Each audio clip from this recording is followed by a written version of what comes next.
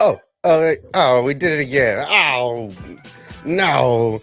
Oh, what's up, everybody? We're back. It's 2024. I think we're back in the rotation now. I think it's time to turn it up a little bit and to see what's what. There's so much new, and I've been out of the loop. So there's a lot of new, and we're gonna go through some of the new. We're gonna watch some of the new. We're gonna talk about some of the new, and then we're gonna talk about the new news and then the reaction to the new news, and we're gonna go from there. So let's just get started. Let's get out there. Let's get after it. We're gonna bring in our buddy to make sure we slowed 2024 down a little bit. So we're gonna bring in our buddy and we're gonna pick it up back up a little bit. So here's our guy. We're really excited that everything is good in the world, and we brought in our guy. Damn, the applause and everything. Thank you. I worked on this. I had plans. Yeah. So you're back. You're alive. You're on 2 feet. You're vertical. I'm sure everybody is glad to see. I think this is one of the first times you've been on a stream. Hell yeah, man! In a while, good. Right? Yeah, dude, and it feels good. Sheesh, this room sounds weird to me, but you're fine. I know. You're a little out in the open. You're okay. Definitely out in the open, but I'm freaking happy to be alive, happy to be on the stream today, happy to be talking about some freaking Bad Batch with it just being a month away from the final season, dude. I mean, there's a lot to be excited about. Well, and there's a lot of there's been a lot of rumors. The rumor mill has been churning out some bullshit. It's been a slow year. There's been a lot going on. 2024 has definitely shot out of the cannon with a bang, and so there's a ton going on. But we've taken kind of a back seat the last couple of weeks. We've been trying to put something big together, and then some stuff happened, and now we're back in it. So the rumor mills have not stopped churning out bullshit since then. It's the Ahsoka show is canceled. Wait, no, the Ahsoka show gets a season 2. Wait, no, it doesn't. Wait, yes, it does. Oh, wait, Rosario said nothing was going on. Oh my God, it got officially announced. Yes. And then it's like, oh, wait, Andor's done principal shooting. Oh, wait, there's Bad Batch season 3. Oh, it retconned. No, it didn't. Oh, we got a director that's a feminist hater. No, we don't. Sean Levy might do it. No, he doesn't. Like, there's so much bullshit in the atmosphere in 2024. I don't even know where to start. I guess I'm happy I've been missing all of that. I don't even know where to start. I'm completely confused on where to go because there's so much bullshit in the atmosphere. So I figured because I try to be the positive Star Wars in the atmosphere, if we're talking about satellites of Star Wars fans surrounding the fandom, I am one of the few little blips that's rotating around in a positive way, not just shitting on everything that comes out, right? So we're running a different vibe. So today I wanted to before we get started in the first couple minutes, let everybody get settled, but we're going to show off some shit today. And I wanted to show some stuff because there's stuff going on that I want to share with you guys. So this is the new this is the first 2024 merch launch. Okay. So this is the newest 2024 merch launch. Oh my God, I love this. And this is the first of many that are coming. In fact, we were talking today. Sheev and I were talking for about a half an hour earlier today, hours before the stream, and we collectively came up with a great idea. So there's more coming. There's more merch coming. There's more artwork coming. There's more stuff in the burner right now. But this is I have been talking about this since the Tales of the Jedi came out. Since last episode of Dooku getting stabbed in the back by Mace Windu, I came up with the bus driving bitch Mace Windu. And I told you guys that we were going to do this. I promised you guys that we were going to do this, and I had an artist working on it. Well, finally everything came together all in 2024. Thankfully, with the artwork, all the pieces lined up, the stars aligned, and this is what we came up with. So I am going to so this is number Bus one. driving. Mace Windu is your bus. Now, I am also going to do a PG version of this in case your kids want to get down on this and don't want to have the word bitch on their shirt as they're going to school or extracurricular activities. But yes, we are going to do a PG version that is going to be Mace Windu, your bus driver, or your bus driver, Mace Windu, something along those lines. But this is the first release. It is also on a cup. So far it's on a shirt. We'll see how it goes. Might need to get one of each. They're on. I have prototypes on the great. way, so I am going to do an entire, probably a merch stream with a bunch of everything that's going on.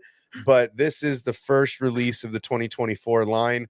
If we do stuff like that, that's what this is. So it is in the Etsy store. It is one of the featured items, so it is up there.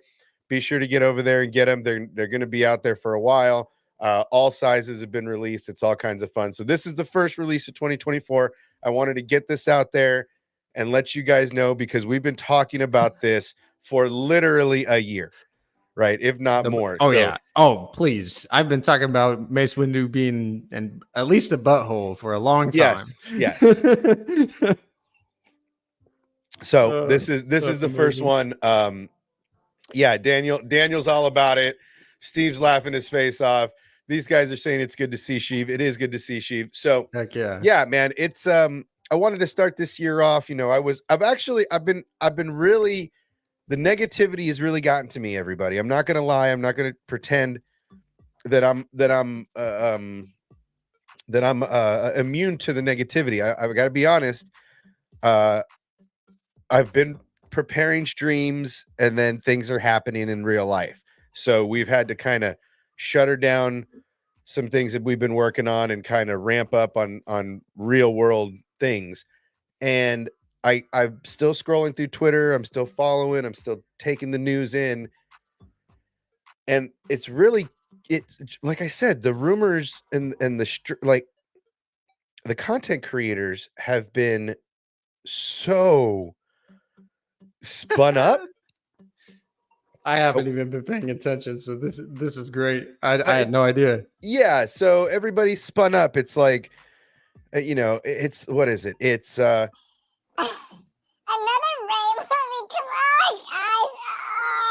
Oh! And then there's, oh my God, this woman, this feminist journalist woman. How dare you give her a Star Wars movie? Right. This is the gripe that I'm hearing everywhere. Right. And look, honestly, I don't really know the body of work that I don't even want to mispronounce her name because I know so little about this. But the Ray movie director, she's got three. Obaid Chinoy. Sure. I think that's how you say it. Supposedly she's a feminist, a journalist, a documentarian. Cool. I like. Okay, great. All of those things are cool. But I guess maybe I need to check more into her credentials because I don't understand how a journalist and a documentarian is a good science fantasy movie director. Somebody help me out. Anybody got her credentials anywhere? Positive or negative? Please post them in the chat. I'm trying to look it up right now, but Charmaine Obaid Chinoy or Charmine Obaid Chinoy. Sorry. Okay, so she's got three names, right? Automatically, that's a no-go for me. It's like don't trust anybody with two first names, right? Like somebody that's named like Peter John. Like you never trust a man with two first names in his name, right? That's rule number one. And then rule number two is anybody with three names is a CIA plant or a hitman of some kind. Lee Harvey Oswald, John Wilkes Booth. We can go on further and further. So yeah, I don't trust her. I don't know what's going on. Automatically, I don't trust her. So we're gonna start there. We're gonna give her the benefit of the doubt. even though I don't really trust her. You're like, yeah, Jonathan Taylor Thomas. She yeah. did Miss Marvel. Miss Marvel was fun, right? Miss Marvel was a lot of fun, but that was the show, right? Yeah, that was a show with Kamala. And that was a fun show. It was a fun show. It was a good show. The tempo was okay, so cool. I'm all about it. I don't like that we're back to this forces female narrative. This us versus them narrative. I've heard she's come out and said some pretty. Again, I go back to what I've always said about directors at Lucasfilm in regards to Star Wars. Stop letting these people talk. I'm not kidding. You're not wrong. In terms of business, that's definitely your true. job is to direct. Your job is to get your ass in the mix, be in the room when they're talking and writing, and then take that vision. Your job is to take the vision of a screenplay and a writer, unless you're given the whole Megillah, right? If you're given the whole thing like Rian Johnson, was it Rian Johnson or JJ? Yeah, no, it was Ryan. That was given carte blanche to write, screen, direct, help edit the whole Megillah. Now, if she's given that kind of authority, then shit. But I don't think that's the case now. I think they learned their lesson from 2010 and on, and I think that they have a writer's room and a group and all of these steps in place to not let people run away with the storyline. So how about you just direct? Right? And I'm not saying, and this isn't that's what they're being hired to do. And this isn't a shut up and dribble. Really matters. This isn't a shut up and dribble for basketball players. This isn't a shut up, and I'm not telling you to get in your corner and stay in your lane. I'm not saying any of that. I'm just saying you're not a PR specialist. Okay? You are not designed to talk to the press and not mess up like a PR specialist, right? Especially with this fandom in that point. With this fandom, with the art that is entailed in this, with the giant scope of the company. Stop letting these people talk to the press. Get a representative from PR. I mean, shit. Our presidents have press secretaries so they don't go out there and say stupid shit when they're getting asked questions about important stuff. Why don't you have a press secretary for Lucasfilm? That's what I want. I want Lucasfilm to have a press secretary. I want you to have a chief communication officer that talks to the press instead of directors. Robbie Rod, this woman, stop talking. Yeah, no, I feel that, especially now that you bring up Robbie Rod. Robbie Rod, I love it. I love him, and Book of Boba is actually a fun show to me. But I get you, dude. There's a lot of good in there, right? Okay, so I don't know if you ever watched Entourage, right? I watched a lot of I watched a lot of TV. If you've ever watched Entourage, there's a scene when the guys make a movie about Castro. I'm sorry, about not Castro, the drug, the cocaine guy. I can't think of his name right now. Pablo Escobar. They make a movie about Pablo Escobar, and they cut it themselves, and they take it to Cannes, and they're offered millions and millions of dollars before it's even released, and then they release it, and everybody hates it. And there's one guy that comes over that's like, "I'll buy it for $1." And they're like, "Why would you even want to be attached to this?" And he says one thing. He's like, "There's a lot of good stuff in there. There's a lot of genius in there." And there is with Book of Boba. There's a lot of genius in there. But there's a lot of shit too. There's a re-edit that could be done very easily. I think season 2 needs to happen still. But that's me. Ooh, you want my season 2. You don't want their season 2. You want my season 2. I just want it to open up a little bit more. You want more my than version of season 2. You know what I mean? Yes. So I mean, this is what I've been saying for years. Stop letting directors talk to the press. Yeah. Stop it. The only people that should be talking to the press are Favreau and Filoni in those positions. Anybody else Whoa, balloons for Filoni? I don't know where they come from. I think it's when I say Filoni. I don't know. But yeah, these directors, you don't need to look. Once the movie airs, once it hits the box Sure. office, do your interviews. Say what you want to say. But until your movie is done, shut your mouth. Direct your movie and shut up and stop building unrealistic expectations or putting your giant agenda in front of a movie you haven't shot a frame of. Yeah. Right? You have That's for you have sure. an idea of what you want this to be, but are they going to let you write it or is somebody else going to write it? So just stop talking about it and just play the game. Like, this is exactly it. Matt Cave says, I remember when we would hear from the filmmaker until we saw them in a behind the scenes. We need that back. That's exactly what we're talking about. 100%. Right? Because these people I mean, come out. It's because it's so big now, or like Star Wars is such a big property that like all of us fans want to get all of the information before. Or like for a while we did, and it's like we should go back to that though for sure. Like to where like that is the first time that we actually hear from them. You know what I mean? Is after the show comes out and we all kind of have seen given our own takes or thoughts, and really can have the show kind of settle a little bit, and then it's like.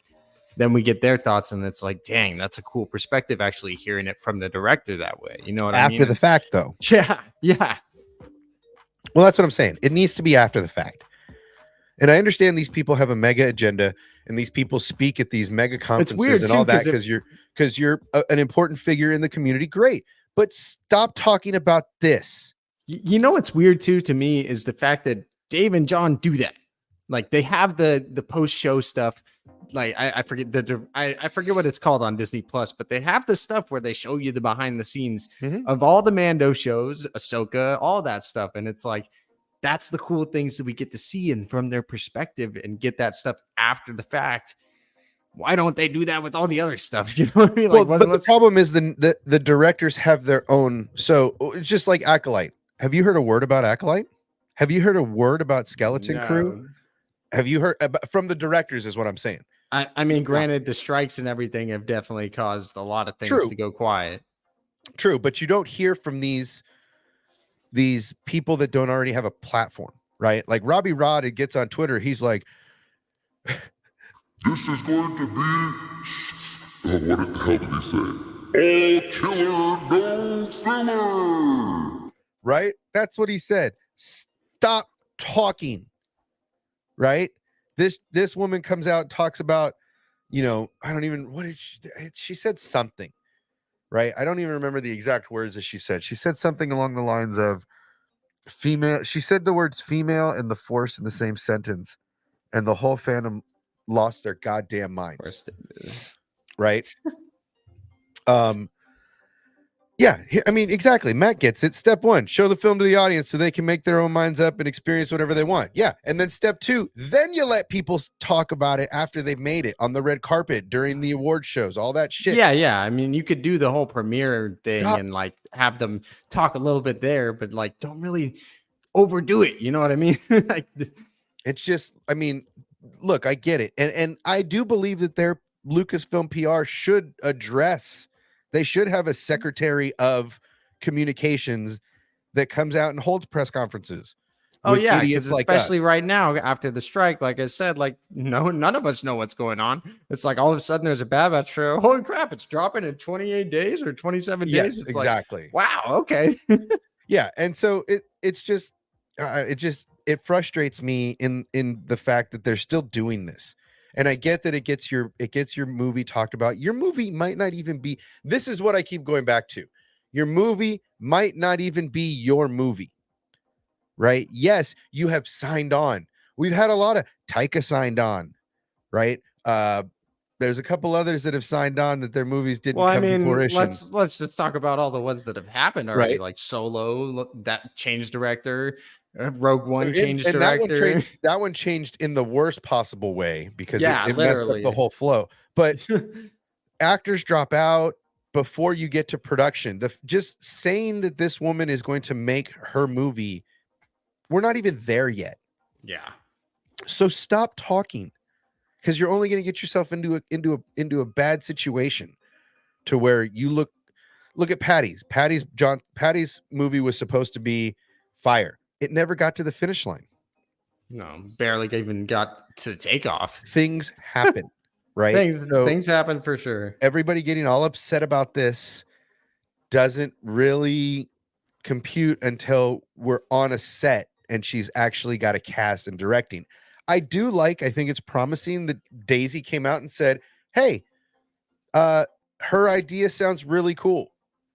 If it didn't sound cool, I'd tell them to call me in another 5 years, right? So she's on board with a good idea for what's to come. But I mean, people get the fandom gets so spun up for nothing, right? Just like that That's Rosario 100%. stuff, right? Rosario was asked at a dinner, what's going on with Ahsoka 2? And she's like, I've heard nothing. First of all, I know you're gonna say it. I don't know. Ahsoka season 2. I don't know. Meanwhile, Dave Filoni, here's some notes. Yeah. Meanwhile, her and Dave Filoni had dinner at the ranch. Yeah, that's where she was having dinner. with right, like it's they're so strategic about it. That's why I get so upset when these directors get hired and then they start talking nonsense, right? And they start, out there talking about this and what it should be and what it is. It's like, how about you direct your movie and then you talk about this? Yeah. If your movie even gets to the finish line. So this whole thing with the Rey movie, number one, people are upset because they're not gonna retcon the sequels, you guys. They're not gonna just delete them. They'll never retcon them. Relax. Somebody get me a bottle. Right? So they're upset that Disney Star Wars sequel trilogy is going to continue. They're upset that the continuation is Rey and her new order. They're upset that Disney Star Wars is still in business. And so no matter what comes, the fandom, one side or another, is going to be angry.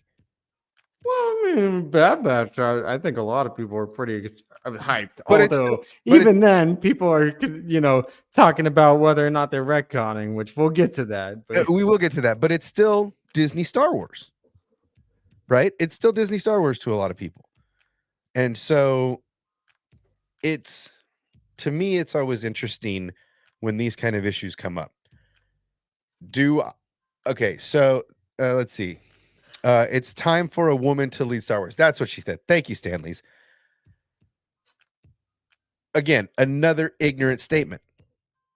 Yeah, no, that stop talking. Yeah. Right? Stop talking.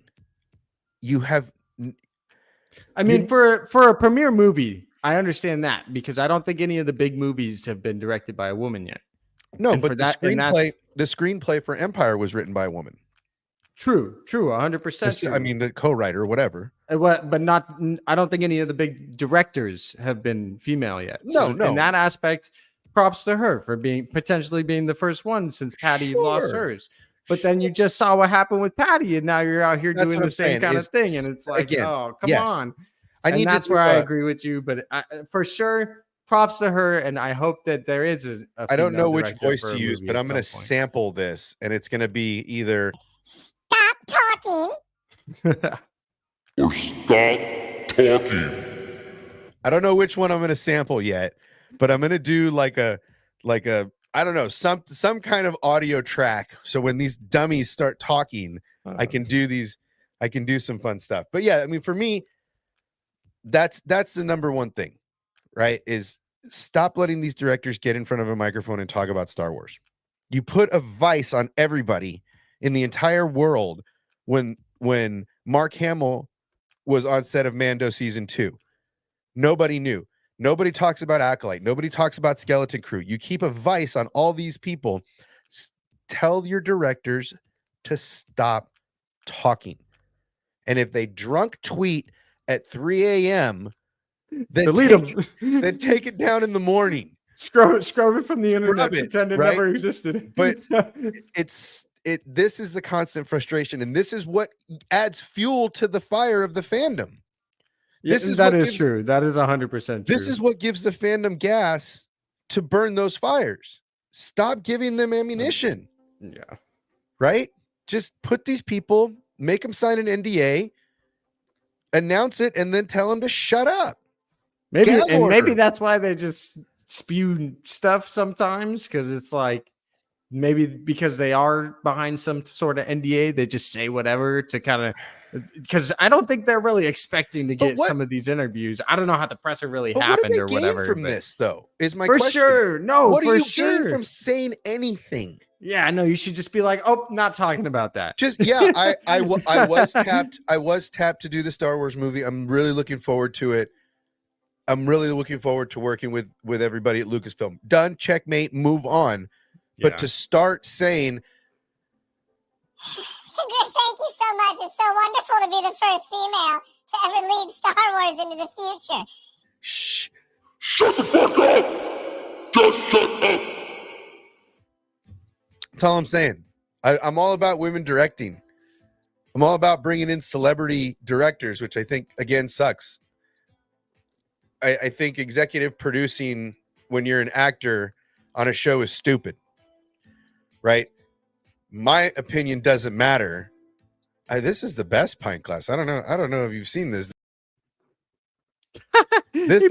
This makes everything taste so much better.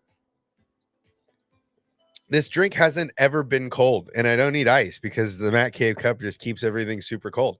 But yeah, look, I mean, I think these people I think Lucasfilm, look, I've reached out to the Lucasfilm PR department for comment as a journalist.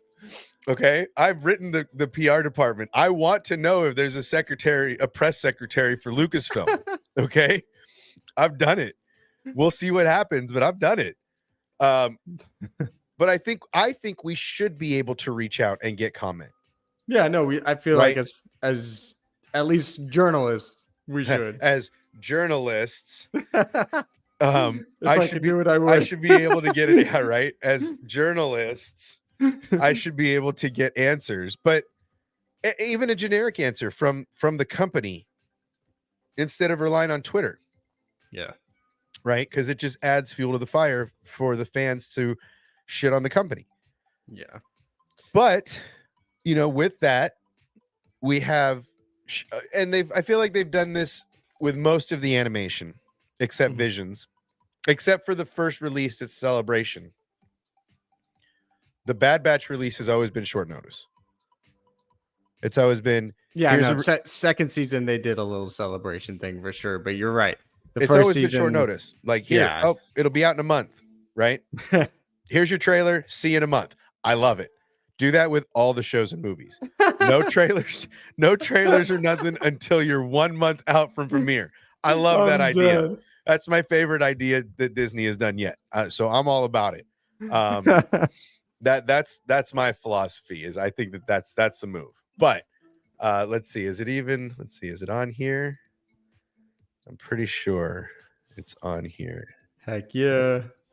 All right, let's go. Let's go. I got to see if the trailer's on Disney or if I have to go to. It's on both. I think think- it's on Disney for sure. I think I just go to I YouTube. see it in the little like top part. What do you even call those? The banners? Yeah, the banner. Yeah, as it's scrolling by, it's like Bad Batch season 3 is coming soon, and I'm like, yeah, let's go. All right, let's see. I'm gonna pull it up on the other tab. Okay. Yeah, so- yeah. Stanley's in the chat. A lot of people might not even know yet. The premiere is actually a 3-episode premiere for the Bad Batch, and then there's also going to be 2 nights where we're getting a 2-episode drop.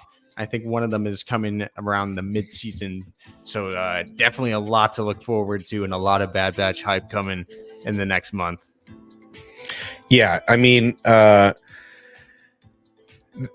like the way they've been releasing things lately. I like this multiple episode drop. I think that's a smart move. They did that with Ahsoka. They've done that with a couple of other shows.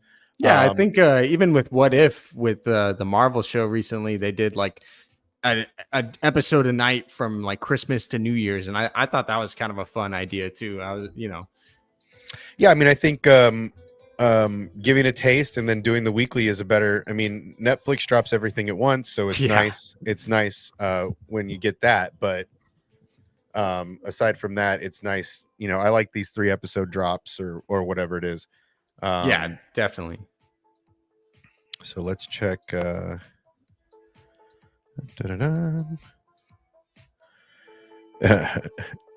Okay, so let me make sure.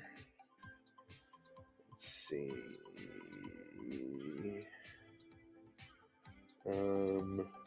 Okay, let's try this. You'll probably. Let's see if you can hear it. Okay. All right. Let's see if you can hear it. I'm not sure. Let me make sure the volume's not going to blow our heads off. I can turn it up. Okay, so let's see if you can hear this first of all. Yes? I think I heard it for a second. Everybody hear that? Chat, everybody good? Hold on. Try it again. Now I don't hear it. Well, that is unfortunate. I did it first. Hold on. Let me make sure. It sounds like I said, I just want to make sure because Sounded good. Maybe it's just me. all right. So I'm gonna play this. No sound. Who said no sound? What? Oh, yeah, you're probably no, you shouldn't be right. It should be there. Well, let me turn it up all the way. Let's see what happens. There. Now it should be. Let's turn it up all the way. Let's When see. I was echoing, I heard it.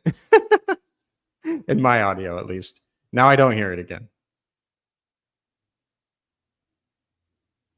No? No. Hmm, Fax it. Come on. that is unfortunate. Still not. Okay, yeah, I didn't. Whenever I was echoing, that's when I heard the audio, which I'll try to be quiet, even though my hype will not be contained. But Let's try it again. If not, I'll reshare it. nope. Oh wait. Nope.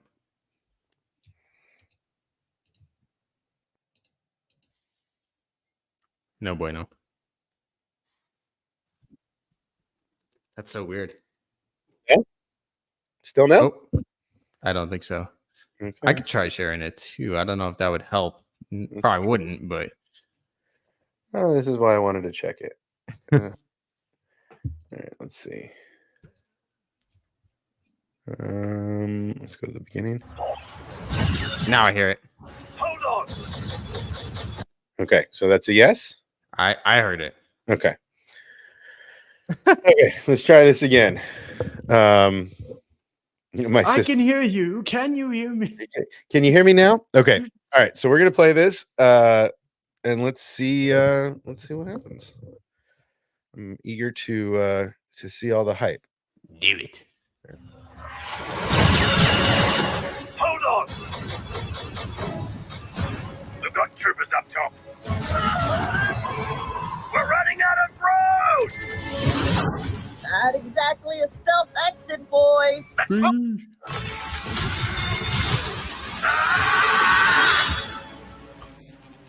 Jeez, that gave me tech flashbacks I thought already. that the end of the war would mean an end to losing more of our brothers.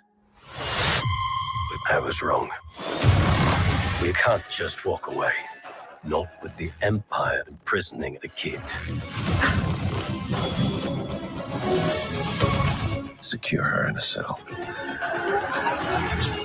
Omega's been waiting for us a long time. Our mission is not over yet. There is nothing of greater importance to secure the future of this empire. Whatever is needed to accomplish this goal, you will have it.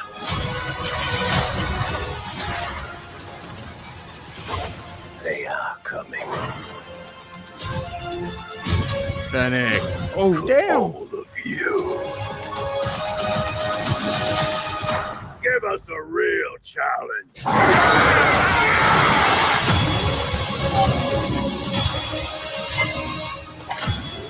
Everyone, Sheesh. We're not big on following orders. I wasn't planning on killing you, Yo. but you're making it very tempting.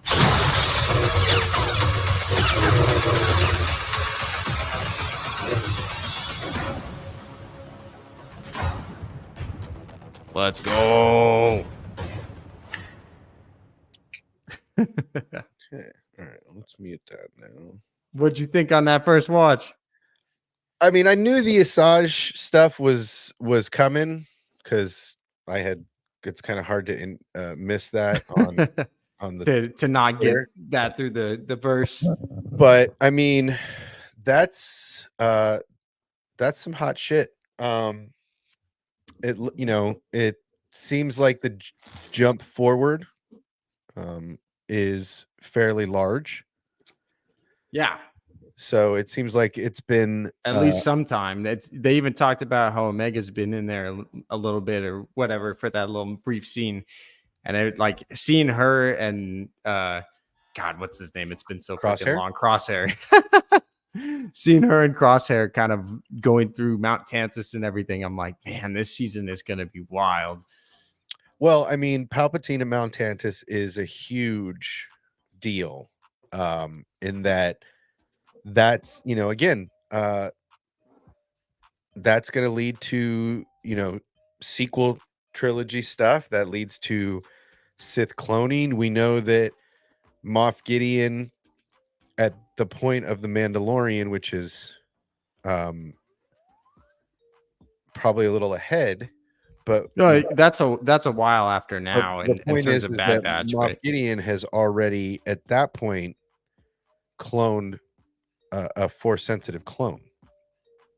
So that research starts all the way back here.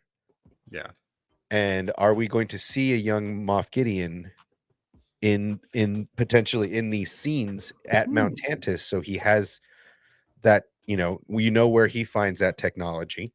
That's definitely something I hadn't thought of. To be honest, I was thinking more because Mount Tantus is such a big thing in the original Thrawn trilogy. Yeah. Like the fact that they're totally setting up like a new Thrawn heir to the Empire kind of storyline with Mando and Luke and all those characters in the regular universe, while Ahsoka and Sabine are kind of doing their thing in the Ahsoka show for season 2. It's like, to me, Mount Tantus could even be something that maybe Thrawn ends up using down the line. And like maybe some of that stuff is set up here in the final season of the Bad Batch and it ends up, being a part of the Mando movie or whatever ends up happening with that, or season 4 or whatever. Well, I think this is more, again, it's kind of an extension of the Clone Wars already, but it seems like this is also geared a lot towards, the Legends EU stuff that was going on with Mount Tantus.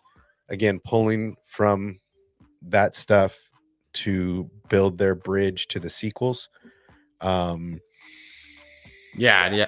Even Skywalker's Academy is saying like there's facilities for cloning on Jakku and Navarro. Right. There's Palpatine's got them all over the place. Exegol eventually. Like it's he's out here doing all sorts of stuff. And so this is that's in line with Dark Disciple. Yeah. So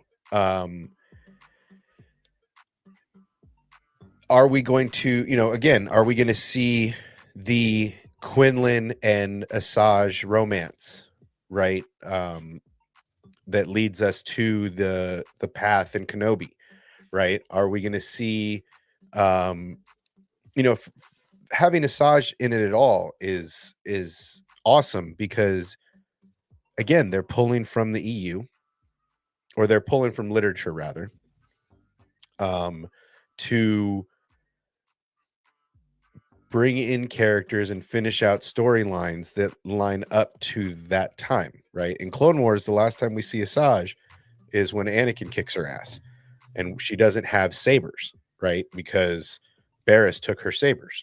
So she, as a bounty hunter, she acquires this lightsaber, this yellow lightsaber. And so since that's what we're seeing, And I think that's the largest.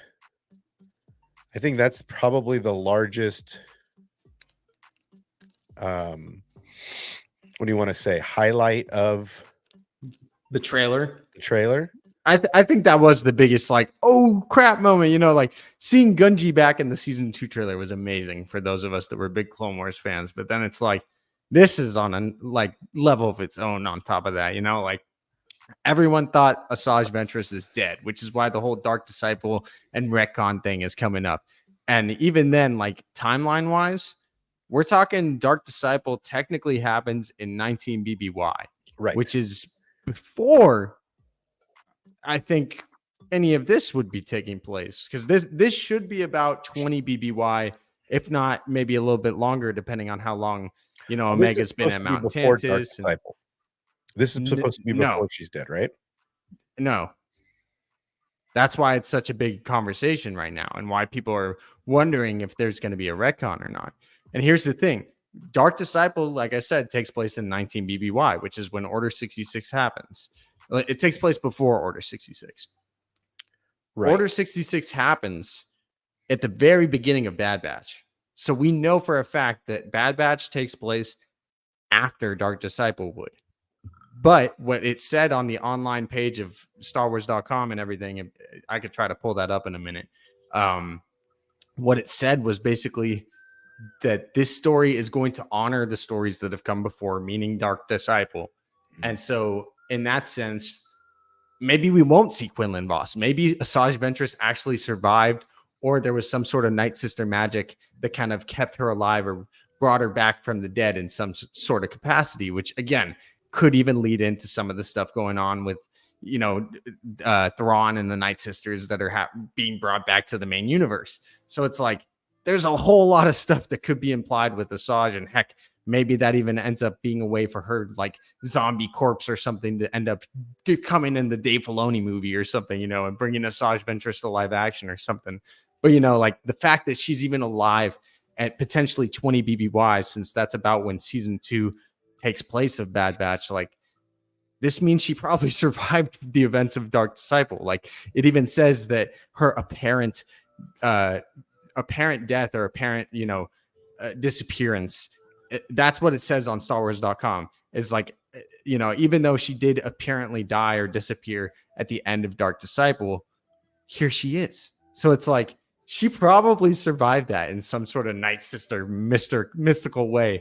And heck, I need to go read Dark Disciple now, because like heck, that book might not be retcon, but might be even more important than we think in terms of understanding this story and what's going on with her.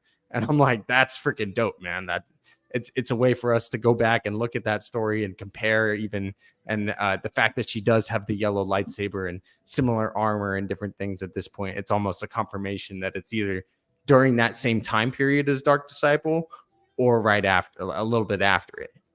Well, and it looks, I mean, it looks like, I mean, just in this little still shot, it looks like, you know, she built new sabers, like a new saber.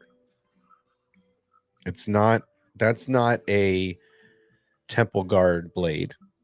Yeah. Or hilt.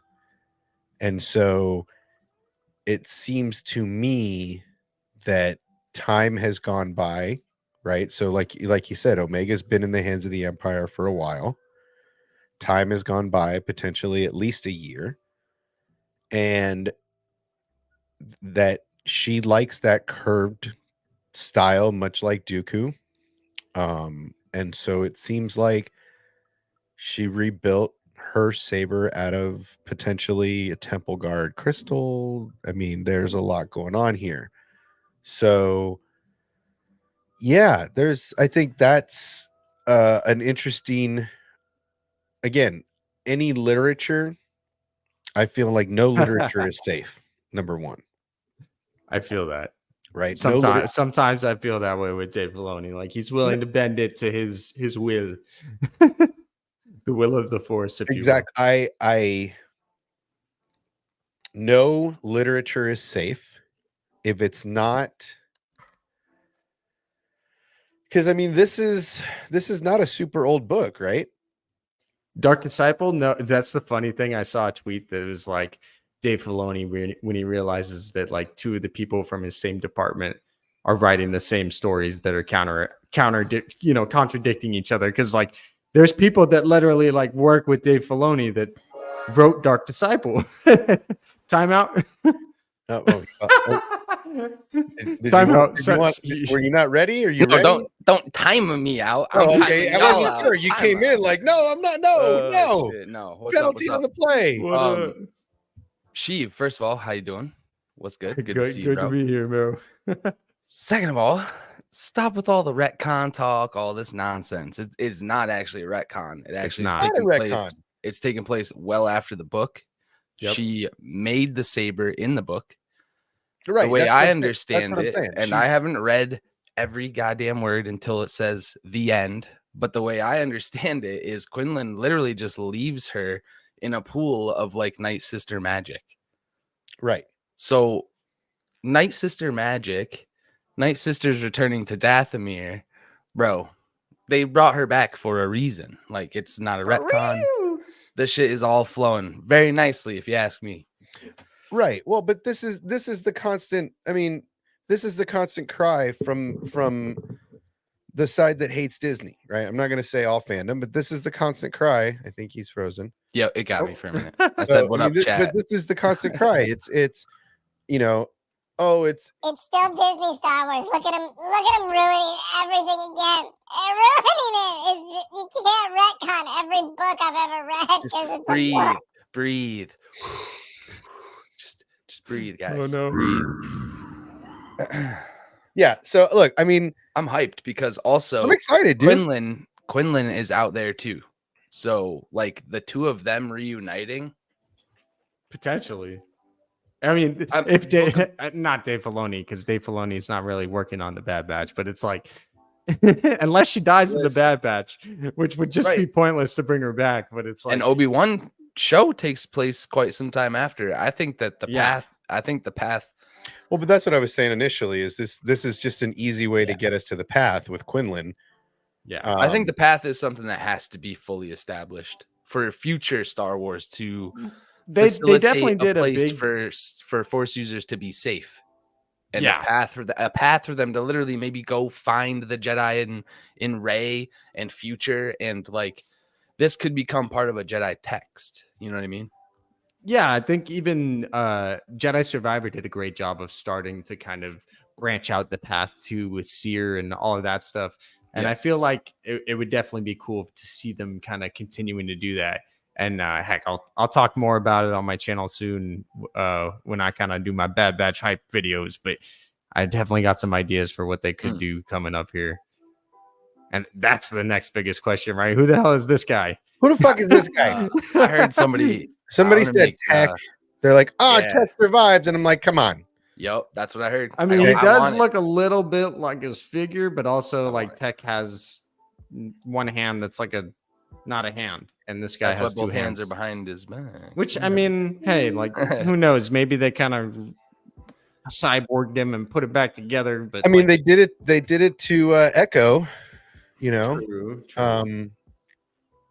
Yeah. Who the fuck is this guy? Has that? Tech does have two hands, doesn't he?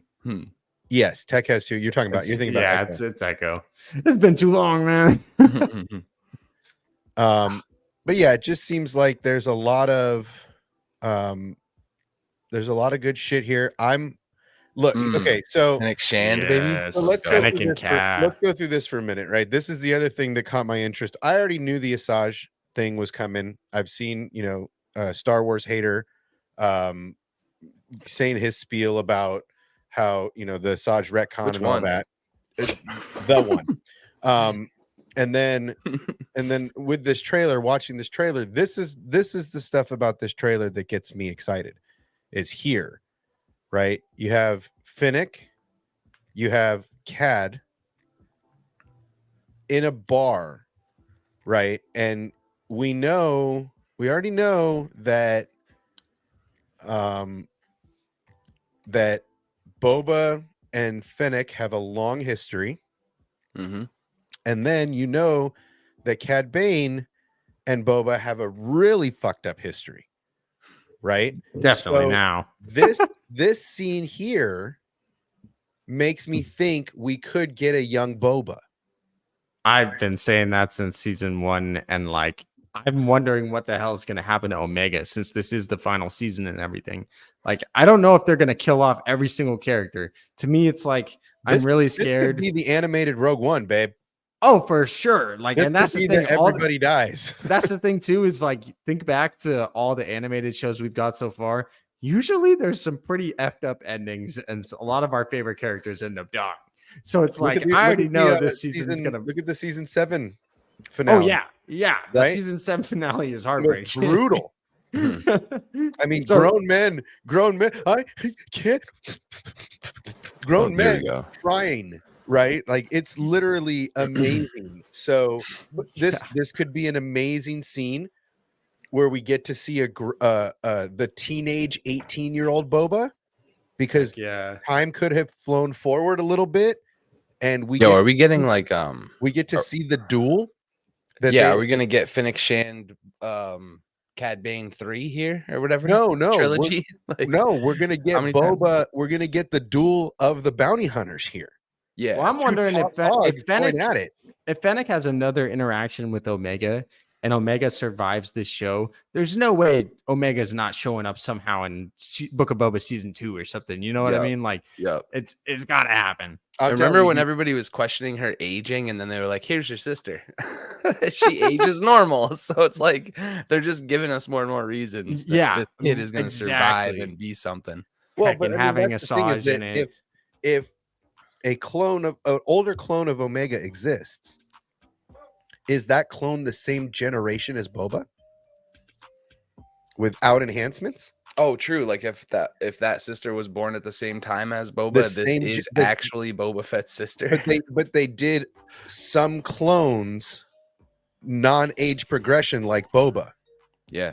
Right? Like a group of clones to see how long the viability of a non-aged age progressed clone would last. Right? So could that be the same age? Could the sister? Yeah, I mean, for that sense, it's possible that, like, you know, before Jango picked his one or whatever the heck, like they put, did a test one. Well, no, but maybe they did a male female. Maybe that's what it was. That's like, what I'm saying. They're like, well, we want to see what happens, right? If we make a female clone, right? And so you have that older before the Clone War. Could that show us how old Boba's going to be? Right? Because that's exciting. Because if Boba is able to fit in Jango's armor at this point, that would be some cool shit to see. Maybe his armor half painted, right? Like not fully in the green and red that Boba rocks, but maybe still a little silver and blue on like a pauldron or on one of the rocket plates or something, that it's not finished yet, and you get to see that it is Boba in Jango's armor. That would be some hot shit for me. That would make me lose my shit. Word. Because so what's Palpatine talking about though? I mean, Palpatine's talking about that Sith shit that's because he keeps saying what's going down at Tantus? All your resources, you'll whoever he's talking to, you're gonna have every resource you need to facilitate. This is probably the start of his cloning stuff, Heck, maybe this could even lead to Rey's dad or something. This is 100% supposed to lead to Rey's dad. I really hope that this is all like where he starts his force sensitive cloning stuff. Absolutely. Yeah, well, we were saying before that off of it. What I'm hoping to see is I would like to see a young Moff Gideon in the cloning facility as like a young officer that starts learning about this really young. Be one of the first people in the room that's like, God damn, they are cloning. They're cloning metachlorians. Like he's trying to clone metachlorians, right? And that leads him to where we are in Mando, where he perfected the serum, so to speak. But it seems like, I mean, to secure the future of the Empire, Palpatine's always had this idea, right? I mean, him and Plagueis had this argument, right? What's better, forcing the metachlorians to extend your life or essence transfer? So Palpatine's always been on this train. Mm-hmm. He's always been on the force transfer, essence transfer train. So as soon as he assumed power, these cloning facilities, as soon as Kamino got taken out, cloning facilities were his priority, because he knows how old and after the electricity backfire, that messed up his body. You think that's why he always treated Vader as like a dog? Because like he had the potential to be like such a strong, more sensitive, and he could have like potentially taken over his body or force transferred into him or something. Trying to do. Yeah. That's what he was. And then he was like, "Oh, you lost your legs. You lost your legs, and now your other arm. Damn it! Mm-hmm. One arm was fine, but come on, man. Am I gonna walk around with no arms and legs?"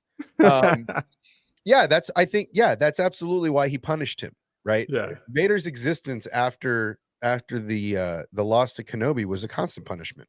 Oh yeah. It was intended, everything in life was intended to be punished. Oh no. Oh no. Oh no. God. Oh no. No. It's a Bears fan. Oh no. Nope. It's close. There he is. What up? What up, man? What up, fam? What's cracking? What game are you reffing right now? Yeah, seriously. What dungeon? You're in a jail cell right now, aren't you? You're hitting us from a jail cell, aren't you? I've seen that cell before. Okay, he's saving lives. All right. Okay, you're out there. Okay, you're out there. I'm lifeguarding. I was going to say lifeguard. Let's go. Lifeguard. Who trusts you with their lives? This is terrifying. Unfortunately for you, I am a lifeguard in the state of Georgia. So yeah, well, that explains it. Georgia. That explains it. What's up, Dan? How's it cracking? What's up? It's going, man. Things are going very well this year. Off to a very good start. The show is going as expected. Development is going as it is, and I think we're in the process of just getting it, focusing on character arcs, building out the team more, getting more people on board, that type of thing. So, but outside of that, Star Wars got me hyped again with the return of Asajj Ventress. You feel me? Yo. Hell yeah. Yo. One's in the chat. If you're a Asajj Ventress fan, let me see him. Do it. What else did Star Wars do? They the Rey movie's canceled, then it's not canceled, then it's whatever. So that's happening. Then Sean Levy's directing it. Then the feminist is directing it. Then he's a feminist. I read an article today that Tarantino's directing the Rey movie. What? I mean, everybody's getting their toe in there. Tarantino directed Star Wars film. Yo, but what they need to do is give that Godzilla homie a Star Wars film. I didn't see it, but I heard it was good. So what they also did was a private Lucasfilm screening there for everybody to see it with him, and they all gave him all this praise, and so if he could get a Star Wars, that'd be crazy. I mean, look, this is the thing is that movie's so good. If you can try to find it, and then the rest of the nonsense was mainly focused on. Did you hear what they're doing now? They changed their whole schedule. Rey movie isn't even first anymore, guys. Now they're gonna do the Mando movie first, and then the Rey movie. See, Disney is such a wreck. They can't even get their movie schedule right. I just can't take it anymore. They're playing the shell game, and the release date is underneath one of the three shells. We just don't know which one it is. Dude, I love what they're doing. It's number 3. I love what they're doing. I love the shit. They are legit playing 3-card Monty with the content creators right now. With the era that we want the most. It's like, do they want the future? Do they want dawn? Do they want something in the middle? It's and I love it. I love it because it keeps all of these content creators constantly having to reshoot or shoot more videos to negate the video that they just posted yesterday about the video that negated the video from the day before. Right? Like, for me, it's comedy. Like, I'm not hating, I'm laughing, girl. Bro, then for real, I forgot I even wanted Asajj Ventress to come back, or if that was even possible. I forgot that shit was I was possible. Like, peace be to Journey later. Right? Like I said, I got some more thoughts on what they could potentially do with it, but You'll have to go find Vader's lair on YouTube to figure that out. Holding out on us. All right. There's a lot. Look, there's a lot. The Bad Batch has done something I think that's really awesome in that it's giving us some information. Some of the best animation, first of all. Well, a lot of information, right? Like, yeah, great storytelling after the fact. And I need one more thing from this show for it to be complete. It has nothing to do with Omega or Boba, anything. I need them to go get Wolf. Oh yeah. If I don't see them, if I don't see Gregor and Cody and Rex and Wolf together, and then Cody sacrifices himself for the other three to get away, I'm gonna be pissed, and I might burn this bitch to the ground. Well, I will say there is one shot of Wolf in the trailer. There is what scares me is there's only one shot of Echo, and it's like, what the hell? Oh, Echo's gonna die, babe. No. Oh, Echo's 100% gonna die. He for sure is, but stop. Him, Wrecker, and Hunter are dead, babe. Like the only ones that are surviving this is Rex, Gregor, and Wolf. Like everybody else is sacrificing. You weren't expecting the Bad Batch to last beyond their show, bro. Like that's over. No, I know the Clone Rebellion is coming. It's coming. Yes. Yeah. Oh, Well, yeah. see, in this boy, man, are they good at bait? Are they good with bait or what? Because I'm sorry, but the bait is so good. Yeah. Right. Yeah. But I was wrong, and Echo's falling to his death. I mean, come on, man. That Dude, bait is even so before good. that. Before that, they have the first little intro scene where one of them's jumping to land on the thing. I'm like, oh my god, it's Tech all over again. I'm like, stop doing this to me. Yeah, that was just Wrecker's heavy ass trying to jump from ship to ship. Did you guys also see the Darth Maul comic that's coming out too? I did hear about that. I also heard about a Mace Windu. Oh, you just got here, huh? You ain't been here for a minute, huh? Oh, did you already show this off? Oh yeah, I showed this off a while ago. I got brilliant. So, but we're the next half hour in. Yeah. So what a great time to Plug share it again. Some of us have jobs. It is great. So I had to send that. So this, Yeah, no, you have jobs, so you could buy awesome merch like this. So good. It is really a good shirt. It's so good. So yeah, so in case you got here late, this is the merch that kicks off the 2024 merch line. Your bus driving bitch Mace Windu. The artwork is amazing. My artist is legit. So this is what's starting off 2022. Dan's about to blow his whistle because he's like, this is some old bullshit. Yeah, I mean, 2023 for me, 2023 was a good Star Wars year. Now, there were some unexpected ups and downs, but for me, ultimately 2023 was a good year for Star Wars for me. What I think we got one of the best episodes. I would say Ahsoka. I feel like we got one of the best episodes of Star Wars ever with that Anakin episode.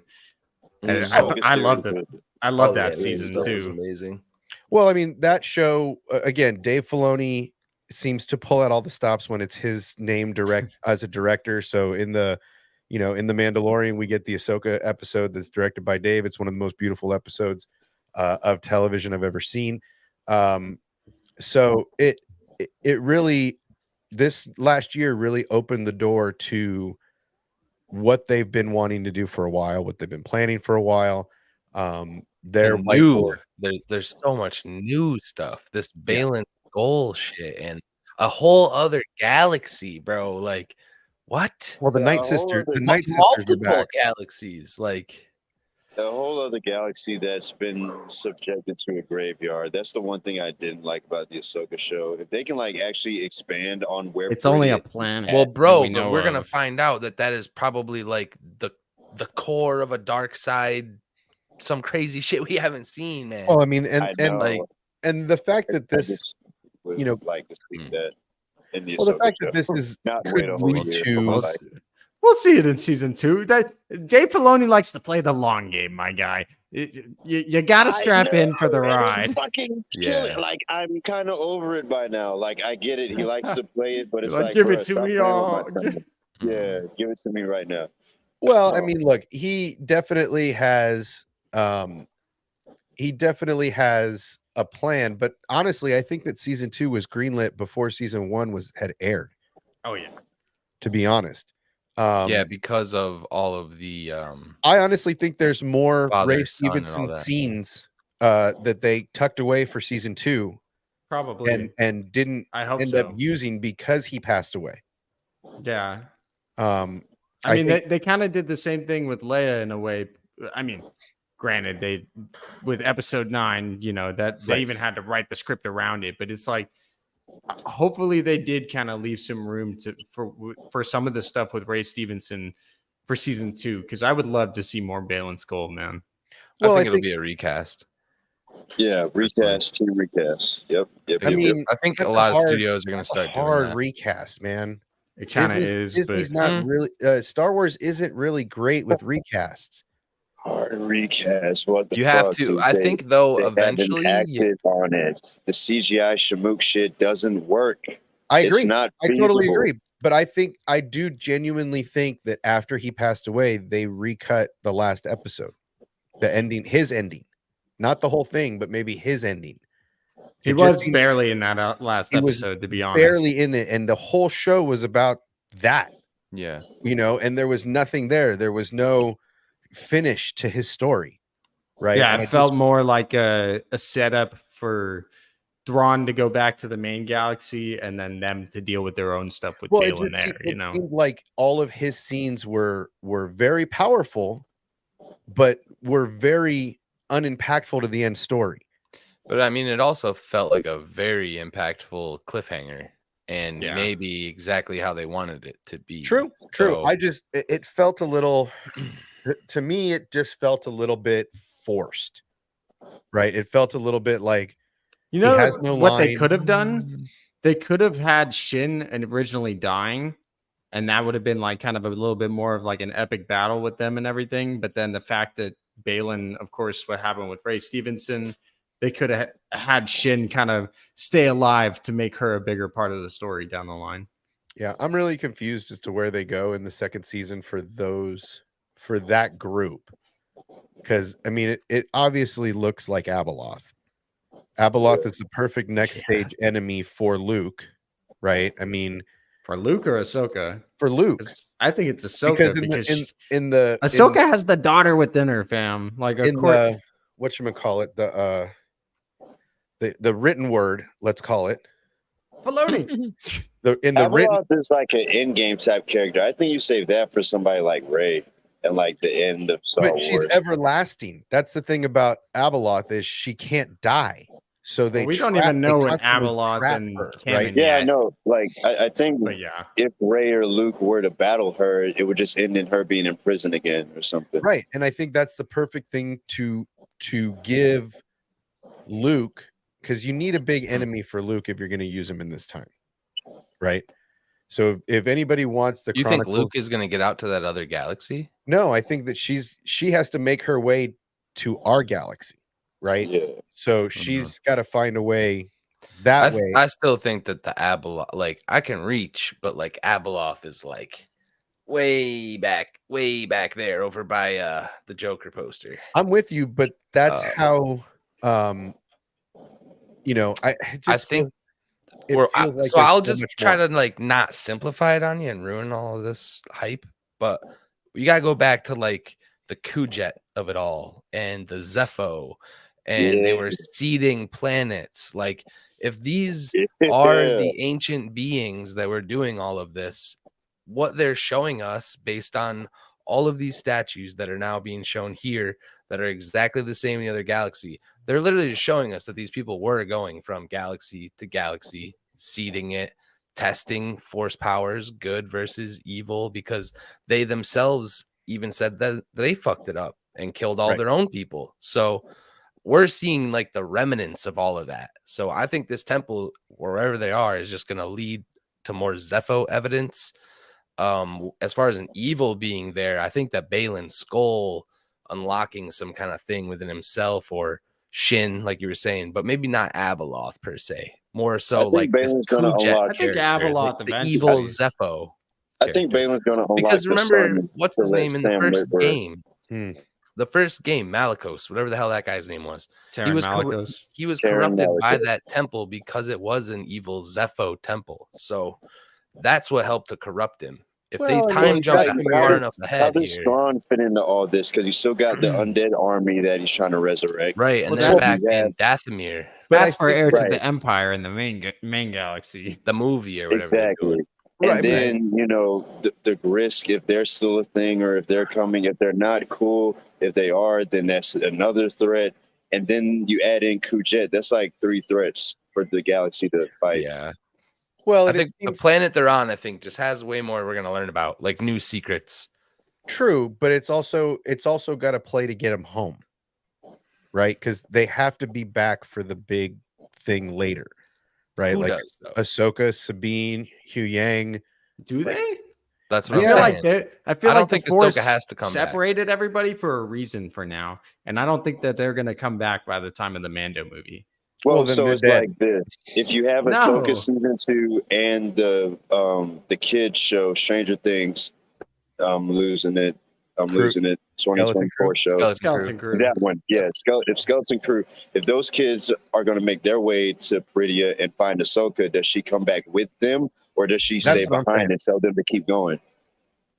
No, I don't think so, because I think they missed their window, right? Their plan was to go back with Ezra, but they missed Right. their window, and in fact, they didn't miss their window so much that they knew they would get stuck, but Ezra was the piece that had to go, right? Right. So it literally was a mission to save Ezra, to get Ezra home, because he is, especially with Thrawn, he's Thrawn's kryptonite, right? Like he's the piece on the board that whenever Thrawn moves, Ezra's got the best counter move.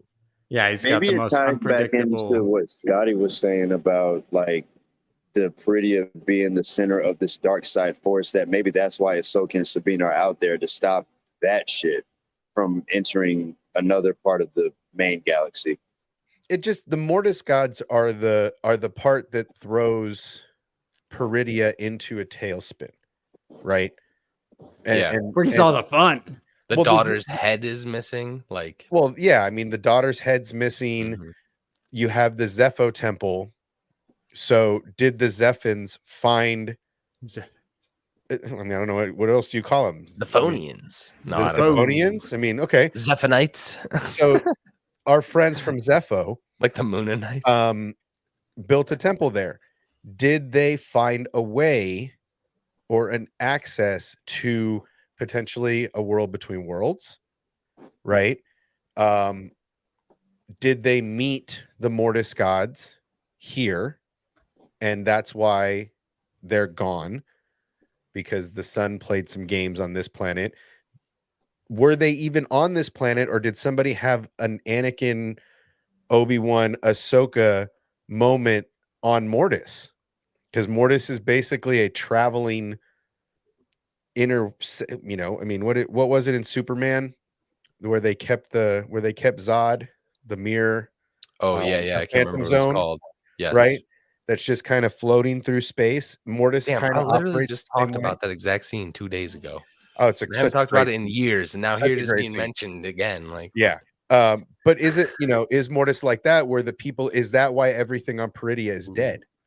Right? Because they had an interaction with the Mortis gods, and this is their warning to the future. But that starlight at the end of Balin's vision on the mountains, that just, there's something crazy. I have something to add, because I actually, when all this stuff was dropping with Ahsoka, of course with the Mortis gods, I was freaking hyped. And so I went back, I rewatched the Mortis arc, and the first thing I freaking noticed is that the father basically says that he placed the daughter and the son in this little world that they were in the Mortis arc.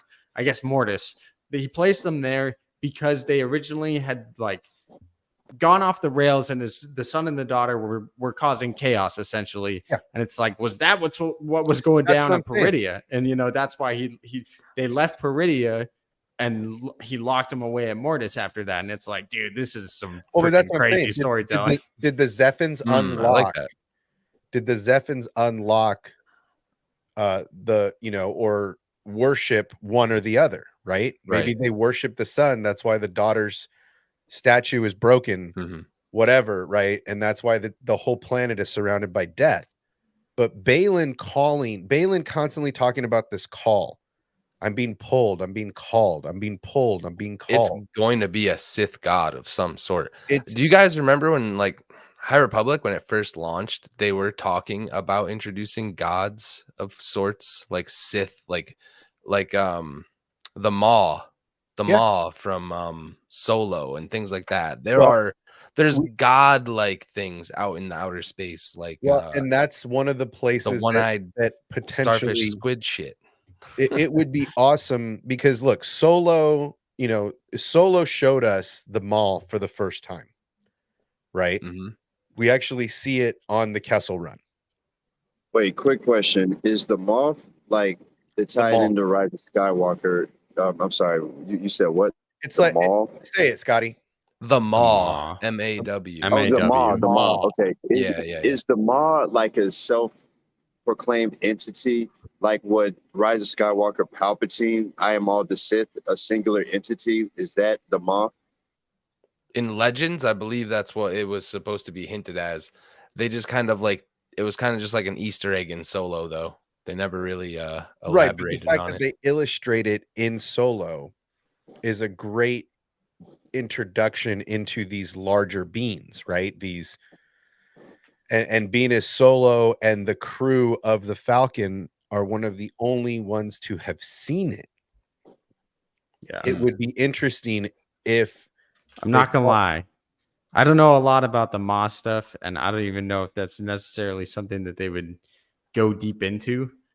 But I feel like we're definitely onto something with the Abeloth potentially, because like the fact that the Night Sisters are the Night Sisters, and it's like Abeloth is technically like the mother, technically in Legends, and like there's some stuff going on there with the father, daughter, and the son, and it's Legends. Expanded universe, whatever you want to call it. I mean, so it's like potentially this dark magic or version of the Force that the Night Sisters use. What if that's like emanated from potentially Abeloth or the mother? Well, at this point, I mean, the and I go back to this, the written word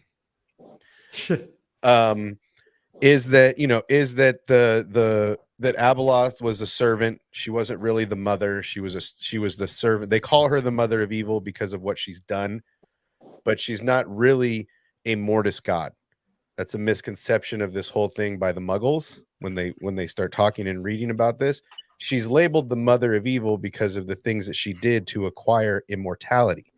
She's a servant. She was initially a servant of the Mortis gods, and then they locked her away or something. She bathed in the pools of evil or whatever the literature says. Forbidden.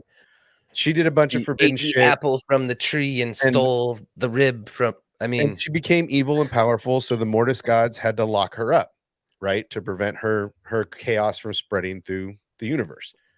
Well, this would be a great place for that to have taken place. Peridia would be perfect because it's surrounded by so much death. So what a great place than maybe Kujet's tomb or something like that on that Sith temple on Peridia, built around maybe the pools that she bathed in. And this is where that entire thing took place. That they had to imprison. It's just like, oh, I'm diving in. Yeah, I mean, she wanted to be immortal. She wanted to be one of those like them, and it backfired, and they had to imprison her. What a great place for that to have taken place. What a great reason for that statue to be on Peridia as a warning. This is where the great evil lies. Stay away from that. Stay away from that. I mean, what a stupid thing. You tell your kids, don't stick the fork in the light socket. Somebody's getting electrocuted today. I'm gonna head out. I guess just walked in, but I'm gonna catch up with y'all in the chat, okay? All right, man. Be safe, Dan. Good to see you. But yeah, I mean, look, it's very much, we got to rearrange. There we go. It's very much of the school that this story is opening up. And again, they're taking from the written words. Yeah. Right. It would be awesome if it was Abeloth. It's going to be awesome getting more into the Zepho stuff happening on Peridia. But the fact that they get a season 2 is great.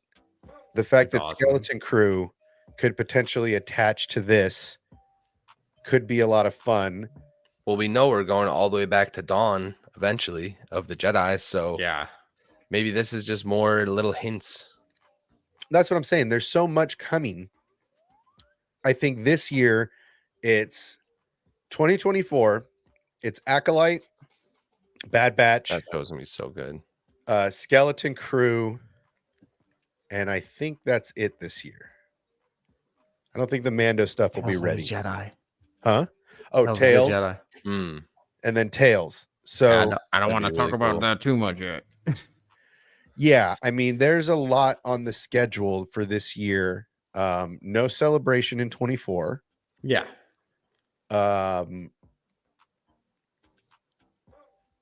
So yeah, I mean, there's still a lot on the docket for the year. And that's just what they've announced. Yeah.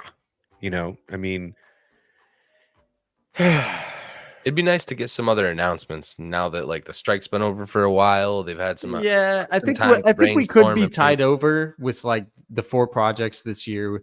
You know, having Bad Batch all of a sudden come out of nowhere and being at the beginning of the year, it's like, all right, so we get some cool Star Wars that's going to last us a little bit throughout the beginning of the year, and then it's like right when Bad Batch ends is like right before May 4th. So like, who knows if we're going to get some actual announcements then? But then it's like, okay, at some we get the release dates or trailers for you know, whether it is Acolyte and some of the other stuff. Heck, Andor season 2 is supposed to come out eventually too. I think that's probably not till they just finished. They're like done principal shooting. They just finished. Principal so even that could come out this year. Oh, probably. Maybe that's probably at 25, early 25. I was wondering. I'm not sure. Who knows though? That's what I mean. Like we could get some sort of stuff, but then of course with Celebration next year, that's when I think we're really gonna have all the real stuff that's picking up of like when the movies are coming out and like all this fun stuff. Yeah, I mean, there's a lot. There's a lot in the burner right now. I mean, there's, you know, Outlaws is supposed to come out next year. Yeah. Probably get a gameplay, some gameplay for that, and the next Jedi stuff for the next Jedi game at the next Celebration in 25. So 25 is going to be a huge year for Star Wars, man. No, 20. I mean, the next couple years. I mean, last year I said it at the beginning of the year, and I continue. We're close to 50 years of Star Wars at this point. So it's like, you know, it's going to be pretty. I think they're going to go pretty all out when that year comes. Well, I mean, and then you have, I mean, last year there was a lot of good stuff that came out. And this year there's, you know, a new game potentially dropping.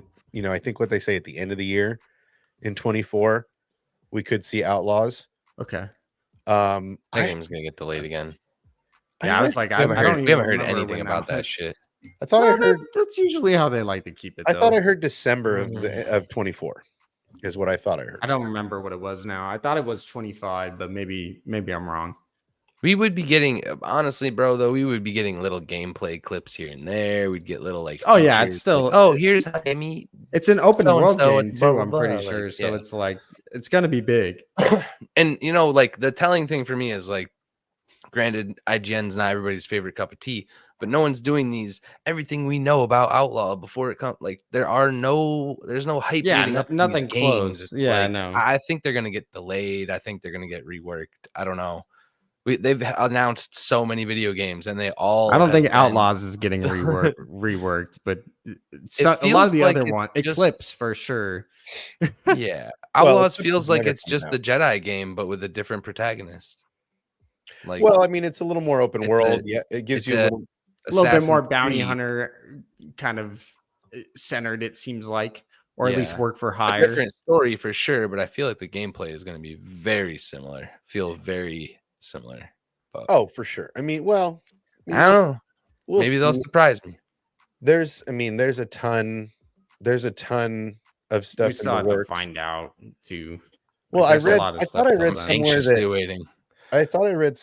Hunters was also they were doing something or heard something. Oh, I That thought would be Hunters nice. was dead. I don't even know. Yeah, I that don't would- really know. I mean, it's I think Bespin, the last time I heard Bespin Bulletin talking about it was just it's not in a good place.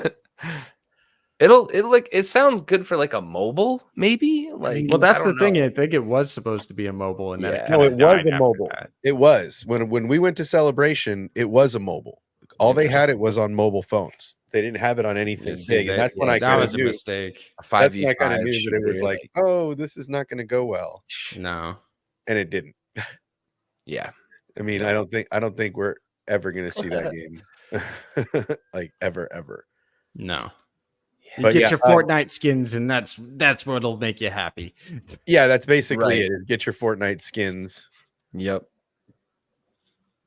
and and wait. You know, I mean, the great thing is there's a lot coming out. It seems like there's a direction for everything, and I think that's a good positive thing to start the year with. Is that there's, you know, I mean, something on Star Wars is tweet literally every day. There's something to do with Star Wars on the main trending side of things. So, yeah. I don't know. Daisy did an interview. Yeah, I heard about that. I haven't looked into it yet. Talking about Her you know, movie.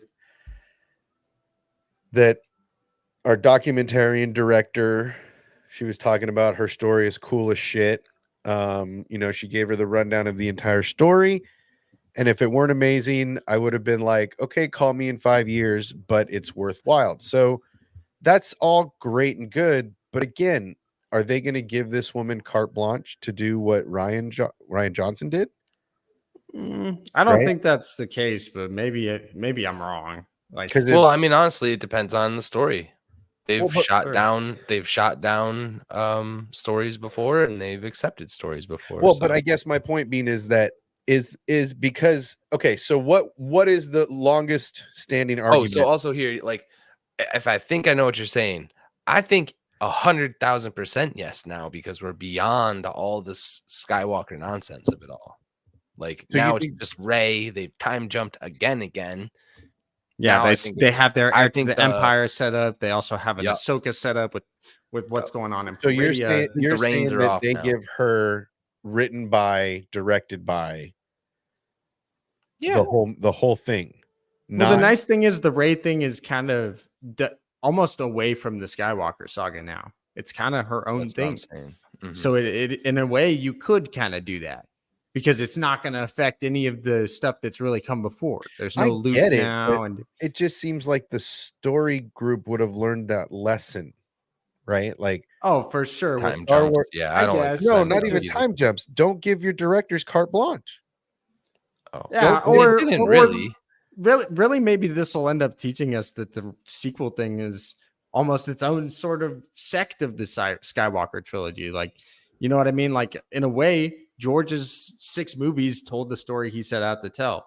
Maybe this continuation of Rey's story is going to make her first 3 movies more impactful to what's going on with her in the future. Sure, Bro, I'm and just we've saying- talked about this 1,000 times too. All the shows they're doing in between right now. It's like the Clone Wars. setup, Like, yeah. everybody hated that goddamn movie. And then the show drops 8 seasons later. Everyone's like, the Clone Wars is the best thing I've ever seen. Well, but So that's it's like- that's the ongoing argument, isn't it? And that's my I think they're gonna bring the sequel low. that's back. my constant beef with people that say that Star Wars Yeah. Disney is trash. It's like, wait a minute. You understand that the last couple seasons of the Clone Wars was Disney, right? Like that Yeah. the last season was Disney and Rebels is Rebels Was Disney, Dave and that's Filoni. amazing. Disney and Who you're all doubting Dave Filoni now. There's a He's lot of- literally in phase there's a one lot of his new George story. there's a lot of This is George, Iron Man 1 and everyone's But- freaking out. but then there's like, I'm not watching a cartoon, and it's like, well, but that's George's work. Like, if you're the one that's like Mm. a purist of George Lucas, you gotta watch all the stuff he put together, not just the live action movies that like you for want. real. Like the Mortis gods were something Dave Filoni walked into the room late, and George Lucas himself was telling everybody this for the very first time. Came from his mind. Dave's taking that and just he's giving us what we Continuing the want, story, man. Yeah. Like, But that's just, but it's oh, not because it's man. Disney Star Wars, right? Like that. Yeah. I mean, anything. That's Yeah. the thing is, it's so. It's Yeah. not even about the body of work. The Lady Mains ruined it for everybody. Right? It's not. It's not even the body of work. I mean, Rogue One is a Disney era movie, right? And everybody agrees that's a pretty great movie. fantastic, Mm-hmm. pretty fantastic piece of Star Wars right there. Solo, unfortunately, had major fucking issues with production and directors and all that story and Mm-hmm.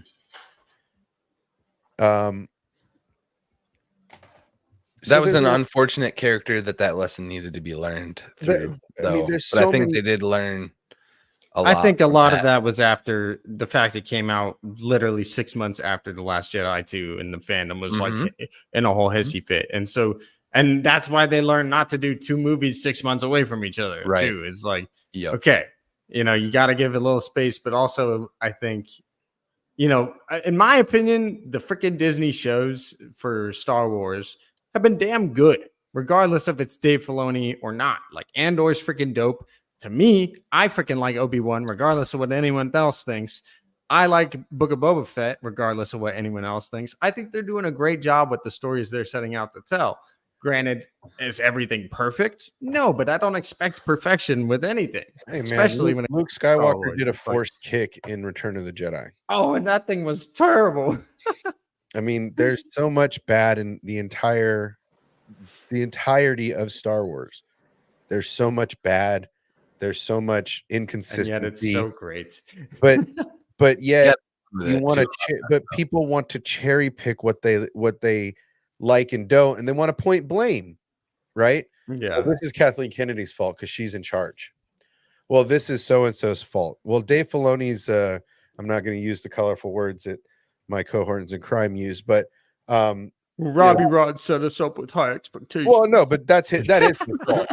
I'll die on that train. Man, I'm just saying. That's yeah. He again, directors should shut up and direct. You're not supposed to be in front of the camera. You're supposed to be behind the camera. That's what directors do. Directors don't get up here. That's right. I did catch the end of this rant of yours, and I disagree.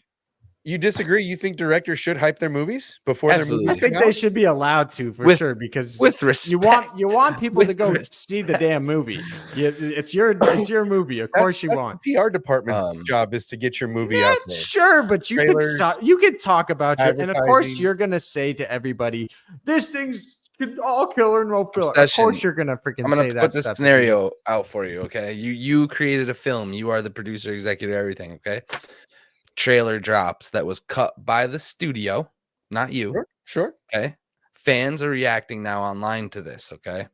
It's getting kind of out of hand, getting kind of heated. The PR department puts out a statement that is the most whitewashed, whatever, everything. You, as the creative, like who put your heart, soul, blood, sweat, tears into this, you are not going to chirp a little bit. Go see the show about your. Okay, but people, but people start saying they're not gonna go see it. I'll rebut this. I'll rebut this with something very close to home. Formula One came to Las Vegas, and in the first 10 minutes of practice, something happened on the track that led to that entire day getting washed so they could make sure the entire track was safe. During an interview that day with the principals of each team, the news media asked the Mercedes principal, "Does this leave a black eye on the mark of the Las Vegas Grand Prix?" And Toto Wolff, the principal of Mercedes Formula One team, goes on a 2-minute rant about how it doesn't have a black eye, how this kind of thing happens. It happened in Monaco to this driver, blah, blah, blah. Goes on this full rant, starts yelling at people. And then the next guy next to him, who's from a much smaller team, says exactly what I'm going to say about directors. How about you judge my body of work after you've seen it, after the checkered flag, which is sure, exactly but there's what a the lot of Formula One guy different. said. In How about you Formula judge One, the there's a lot race of things that can after go the checkered wrong. flag? How about that's what directors should be saying? How about judge Sure. my body of work after you've seen every frame?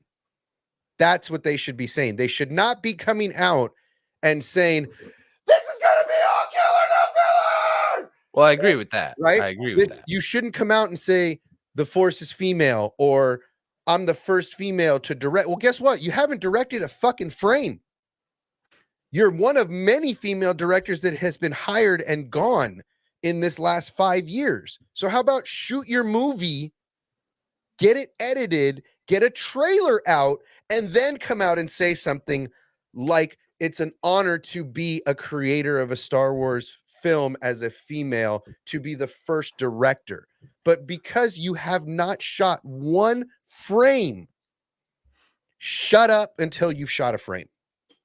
I mean, she've already said what my opinion is on it, and I agree with him on what she really meant by that statement. I get what she meant. This is what fans do, bro. They don't care what she meant. At least Robbie Rod had shot his show and thought, I don't know what he was smoking, thought this show was all trying to hype up his show so people would be excited for it. That's really what he was doing. But when it was more filler, less killer. But to your point, hasn't even like this is like Patty saying something like this 2 years before she starts principal shooting. To your point, and also to compare, first of all, in a Formula One race, you don't know if there's going to be an accident or a huge crash or something in the middle of it that could just wreck your whole race. Some turkey vulture just flies out of. To your point, when you've already shot it, you know what it is, and and that granted, Robbie Rod, he didn't lie. That's just what he thought about his work, which a lot of people are confident in their work, and other people have different opinions. And I, for one, think he did a good job for the most part. Other than it wasn't all killer. Wasn't all. There was no fucking filler. There was a lot of filler. No, excuse my French. There really wasn't. I think he's doing a lot of setup for the second season, or he was. I hope to God he doesn't get a second season. I hope to God he does, or at least that they do a second. I hope season. they do, because I got a great. I have a lot of faith in the storyline that Boba could be in the Mando, in the Mando stuff. I think it's great, but if they give another opportunity to Robbie Rod, why? He didn't do a great job. Like, he was supposed to knock it out of the park, right? A guy that understands Star Wars. That's my opinion. A guy that understands just like that's your opinion. Ah, man, that's what? I wish that he would do a tell-all, because I bet my bottom dollar studio interference had a lot to do with that shit. It's bro, you compare, and I hate this because people compare. I think it's this just show the fact to that other shit he did, dude. We're talking about an incomplete story. Like, I don't think Boba's story is over, and I think that there's a second season, and that's it. He was setting up for more than just one season, and nobody freaking pays attention to that. Nobody is out here talking about the fact that Boba's story is supposed to continue based on the fact that he was setting up the huts, he was setting up the entire cartel stuff, and all of it really led with the end of, getting Cad Bane killed and them taking care of the Tatooine thing. But that's what I'm saying too. He was setting up for more than just Tatooine, and they kept it to Tatooine, and that was the only mistake I think that they made, was the fact that they kept it so central to Tatooine. Granted, it was a huge part of freaking Boba's story. He was stranded on the planet for years and became part of the Tusken stuff. And that makes sense for his story. I dig it all. I'm just saying there were major fumbles in a story that had a lot of opportunity to be a set up with his dad. Right? No, just like this is what I don't like about giving entire creative control to one person. There's a reason that doesn't happen in a he didn't. Now the writing, this is Favreau's writing. Sin City, bro. Everybody, I agree. I rewatched it just for you. I love Sin City. I like the whole way he shoots stuff. It's really great. But there were a lot of times where this is another opportunity where I think the biker gang was definitely the weaker spot of all I'm of not that. even talking about that's not I even the know. part I'm that I just see it saying. being. But I still think that season it gets shot on way more than it freaking deserves to. Oh, I agree. Oh yeah. But I'm just talking about the director. I'm not talking about the entirety of the show. Sure.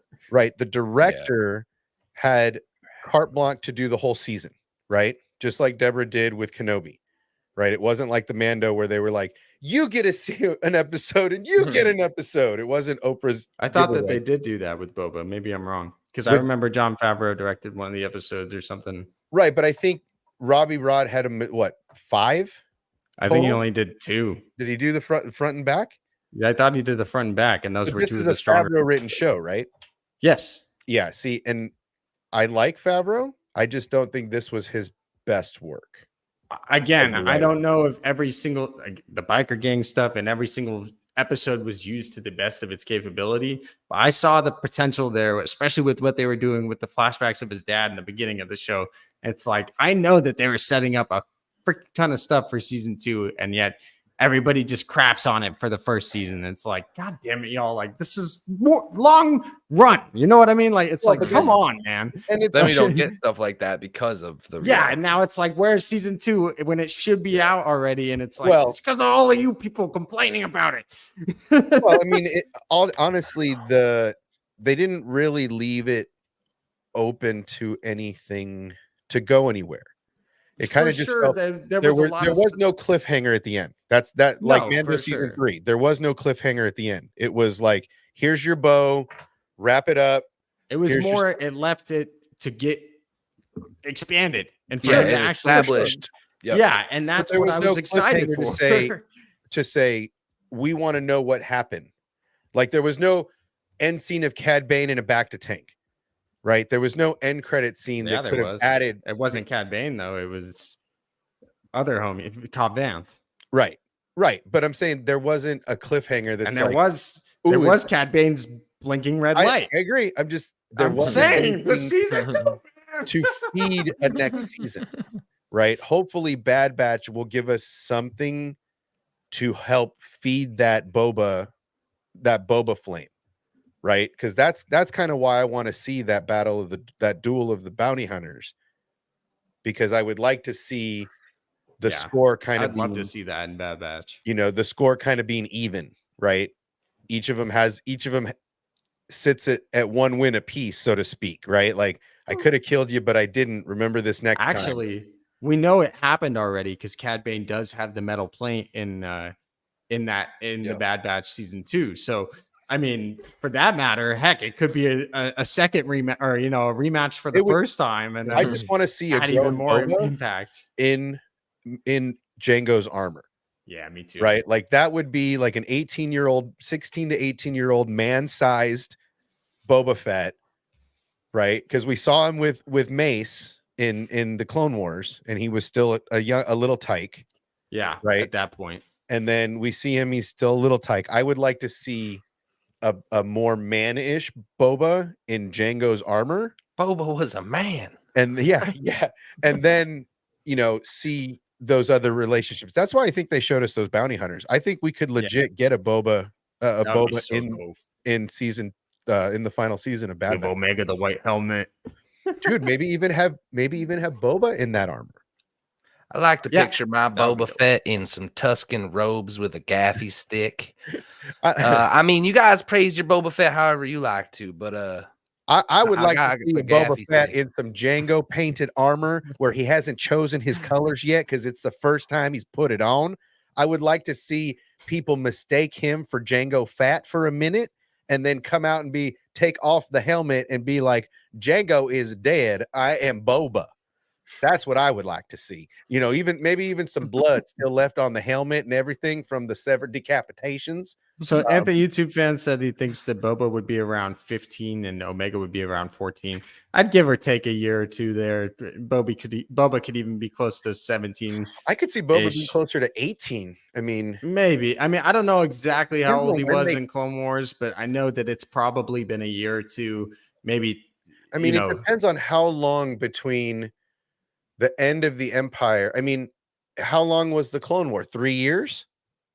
Clone War was 3 to 4 years. Yeah. So you're talking about Boba at the end of the Clone Wars was like 14, right? If he was 10 or 11 when he met Kenobi the first time. Ain't none of them years compared to Zero BBY. No, Zero BBY is when it all happened right there. I don't know if you all heard about it, but you best remember Zero BBY. But it seems like Boba at this point could be like 16, especially if they fast forward a year, right? Because it seems like there's a fast forward here that Omega's been in the hands of the Empire for a long time. That could be 6 months, that could be a year, that could be 2 years. So I mean, yeah, it could be 2 to 3 years to Anthony YouTube fans point, which would put him about 15, 16 years old, which would be awesome. Yeah, and I would love for that to be the case, and for them I like how boys and girls grow at different rates. So this would be an awesome, like, really, let's say they're the same age. Let's say they're from the same batch or she's whatever. Younger, I think, for sure. I think she's younger also. But let's say they're within a year or two. He could have a growth spurt that she doesn't way earlier, right? So him wearing Boba's grown-up armor could be a thing, which would be really awesome. Well, I know for a fact it was a thing because they did the unfinished episodes of Clone Wars that Dave showed it at the celebration the one year where the Cad Bane and Boba fought, and we know that freaking happened. Like we know for a fact that fight actually happened. So it's like he has that helmet and that armor, and it has the dent now because of that fight. And Cad Bane has the metal. Again, I would like to see that in Jango armor, right? Yeah. Like I would like that for me would be the most fun would be to see Boba. Well, it's past that point now, but well, I mean, it is. I promise. Yeah, because that fight happened. That unfinished Clone Wars arc happened. It happened. That's why Bad Batch has that's why Cad Bane has a metal plate on his head because he got shot in the fucking face.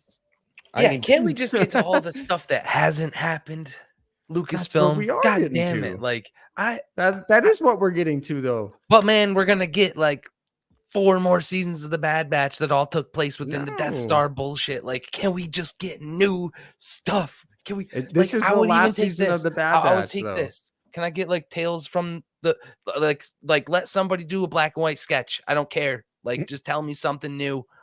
I've been stuck in the Death Star plans, chasing them for 38 goddamn years. Like, I don't need to see the 12th time that I agree. We foiled and took the mask off, and oh my god, it's Palpatine again. Right. Yeah, I would have got away with it if it wasn't for you pesky kids. It wasn't for you, kids. I don't know. I like that. And that's what we do. I think it's cool, the world building, and I know, and I get what you're saying, but that's coming, dude. We're getting Dawn of the Jedi. We're getting Acolyte. We're getting all this stuff that's new. You know, that is coming. But I still love the stuff that fills in the gaps like this, man. Like it's cool gaps are feeling bigger and bigger. The gaps need to start to shrink for me. Well, that's the cool thing. Like if this whole year is already like that's what we're gonna get, and no announcements, no maybe end of the year little surprise thing in there. I think announce something in the next couple of months and give it to us. May 4th is coming around the corner. Man. I know. I need something, man. I'm dying here. Well, and I mean, I think these stories like Bad Batch and Tales, they're great pieces to interweave and to fill in pieces. Like for me, the best.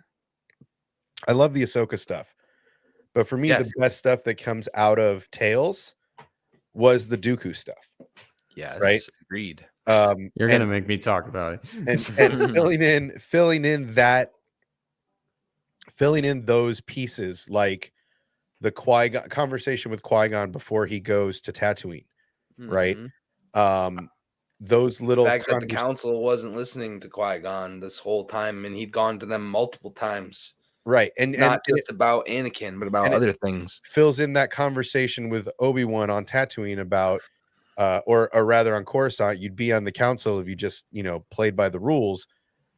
You see because of these Tales episodes that he's a constant nag to the council. You see that Mace Windu is a constant bus driving. And then you do. I love that you see how Mace got his seat. Dude. That it would have been that honestly, the Clone Wars are Mace Windu's fault. Because if Dooku would have been on the council, maybe they would have listened to Qui-Gon, maybe they would have sensed the enemy come in, and not all of that would have happened. But that bus driving bitch had to get his seat on the council, so he throws his man under the bus, and here we are. Right? He went to go arrest Palpatine before we were ready. And then he grabs a couple of cronies and goes to arrest Palpatine with 5 measly guys. Doesn't include Anakin, who could have whooped his ass in like a second. You know, I saw a meme today. I saw a meme today that was Vader in a Bacta tank, right, with no arms and no legs, just floating in the Bacta tank, and then a thought bubble of him holding the saber to Palpatine, and it just said on the bottom, I should have just killed him. I saw one today or the other day that was like what happened if Dooku was like talking to Anakin, and like instead of like just sitting there looking at Palpatine, like, oh god, he's gonna do it. What do you mean? It's he like just spills everything like, right there. Whoa! That's the Darth Lord you're looking for, right. Yeah. But and you know, I remember I saw What If was like something that was rumored to be something in Star Wars recently, again. And like, I'm open to it, but they got to make it like Visions, where it's like non-canon, not canonic. Yeah. Oh, that would be amazing. I think that's kind of what they were trying to do with Visions a little bit. It can't be. Yeah. But now make it direct retelling of canon. Like now, call it that. Give us the Palpatine getting into the world between worlds. Obi-Wan and Anakin saving Shmi Skywalker. Just call it head canon, like, or make it something. God, like, don't call it head canon. Don't justify that fucking stupid existence of a word. Head canon, but that's what it is. I mean, right? It's but any retelling like that is like, well, this is how I would do it, because the What If is going to compare it to the Marvel What If that is canon. Right? Don't call it What If. Some new, fresh, catchy name. Call it. Could have happened nowadays. Or what would happen? Or anything, but don't call it What If, because I wish a motherfucker would. Or do it like with Marvel, where like they could join together and have the Marvel animation team do it. I just don't want have it non-canon. I just don't want the cry from the Disney haters to be like, see, they're creating new timelines and it's blah blah blah, and like we've said it before, timeline, there's one sacred timeline in all of Star Wars. It's not a spiraling off like the Marvel universe, and I want to make sure to keep that separate. So I don't want them to call it What If, because then you'll start comparing it to Marvel's What If that is canonic and justifies and explains the multiverse. If anything, I want this to be another, call it Visions, season 3. Visions, what could have been, right? Something along those lines, but don't call it What If, because that just invites just a world of shit that don't we have enough? Isn't there enough shit floating around in the Star Wars, the rumors, the hiring and firings? Yeah, I mean, there's plenty of stories to tell in the Star Wars universe that are canon, let alone the non-canon ones. Right. And so if you're going to write that, do it in a fun art style, do it in a non-canonic way. Make sure you illustrate that as best as possible. Yeah, I think doing it in Visions would be probably the best way. I think, and just calling it Visions, but making it a What If style instead of what is your Mega Man style of Star Wars look like? What is your? They could do. I think it'd be. This is like just off the top of my head. The way that I think I would do it, if it was given to me, is I would do like 2 to 3 minutes of the original scenes animated, leading up to like the decision that we're making the What If of. Yes, and then go into that Force user's mind, because they're all forward. They all have little visions of the future and stuff. Have it be like an actual vision they have play out, and then when they come back to, like, that's the end of the episode, and it just keeps playing out the way it did. Like, it could just be a vision, but an actual vision that person has. Yeah. Of, if I make this choice, this is where this is going. Yeah, like Star Wars choices. Like, who knows? Yeah, I mean, it anything that doesn't create timelines, anything that doesn't create stemmed timelines, the what ifs, right? I think that's I mean, look, dude, even I've been begging for Love a that. celebrity deathmatch style claymation shows or anything like that. That, you know, do something. I mean, fun one and of crazy. the Visions episodes was claymation. Right. Aura's song.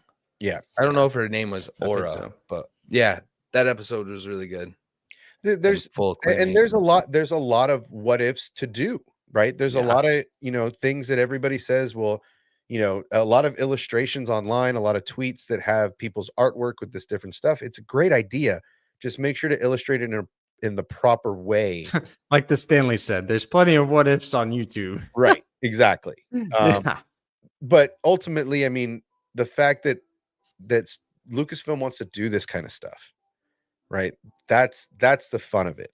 Look, Yeah. I mean, even this is an opportunity for somebody like Theory to play the game, right?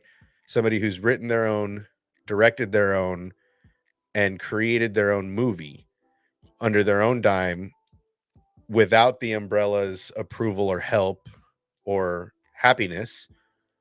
But this is a good opportunity for somebody like that to put their stamp as he leaves, to put their stamp on, you know, a real Disney product, right? This is an opportunity to have those conversations. Yeah. I mean, it's an opportunity for them to do some fun stuff with Star Wars, like they did with Visions. You know what I mean? Yeah. But and even then, like, who knows if it's even real? Might just be something just that be was hype. spewed into the Yep. world. And then, you know, to get to the stuff that is real, like, who knows when Tales of the Jedi is going to drop? I'm sure that'll be another, like, you know, oh, it's coming in like 2 weeks kind of thing. And you know, with that being said, I'll probably get out of here in a minute, but yeah, I'm going to close it down here in a minute. I would say I would love for them to have Asajj be towards the end of the Bad Batch season 3, and hopefully she survives. You know what I mean? And the way that they did season 1 of Tales of the Jedi, it was 2 characters, a light and a good, who ended up leaving the Jedi Order at some point. How cool would it be to continue that with like Asajj Ventress and maybe like Quinlan Vos or something, or I don't know, maybe Baylan Skoll, since, you know, he's still around there somewhere, Right. and that would be a way to continue his story, you know, even if it's in the animation. And that would be so cool to see Asajj and Baylan Skoll in the next season of Visions, and then like have it drop on like May 4th or something. That would be so cool. Yeah, I mean, the Bad Batch, I mean, I love that they just release it out of nowhere. They're like, oh yeah, we finished this project, we're done. Here it is, it'll be out in a month. Congratulations, happy birthday.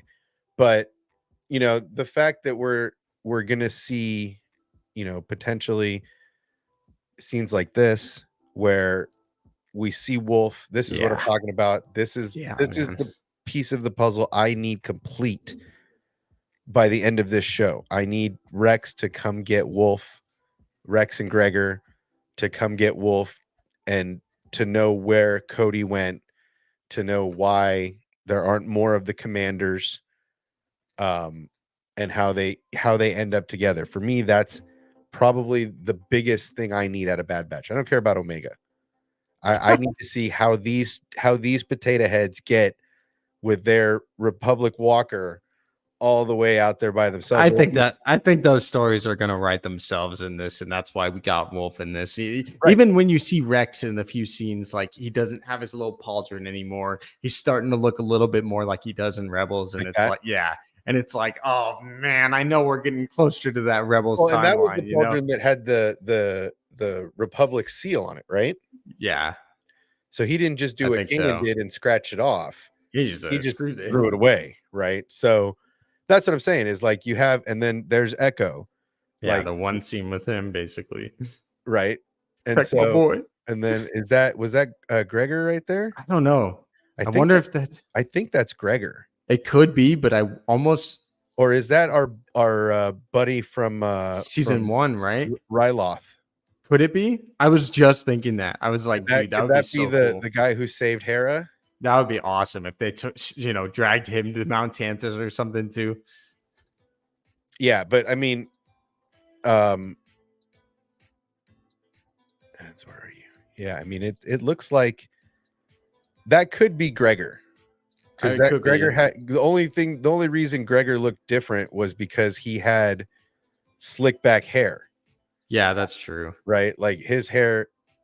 I would love it. I would love if it is Hauser though. If it is Hauser, that would be dope. That would be awesome. You know, like I said, I think there's going to be a moment where Cody and yeah, you don't see Cody at all in the trailer either. You don't see Cody at all in the trailer, and that's always kind of a sign of, you know, somebody you're going to get to see. Maybe, right? I mean, we did see him in the last season trailer, but definitely the fact that we barely saw him the last season in the like one episode he was in, and then we never saw him again. It's like, come on, he's got to show up again at some point. Well, and he just disappeared, right? So yeah, I think that's kind of the thing, is that, you know, I guess they're all so close. That's so dope. It's so dope. That I can't see them leaving anybody behind at this point. Like, at least the commanders, Cody, Gregor, Wolf, Hauser, right? Obviously, we're going to lose a couple of those guys along the way. Well, we know that Rex, Gregor, and Wolf will survive. That's what I'm saying. Outside everybody else, I'm scared. Outside everybody else, I think everybody else dies. I'm sorry. I wouldn't doubt it. I think we're going to lose them little by little in this war to save Omega, which to try and fight the Empire on Tantus and the cloning stuff that they're doing now. You know, that I definitely think that's how this season's going to end up going. And I mean, how bad is it going to be if like Omega's dead and dissected, right? Like that to further along Palpatine's. That's messed up.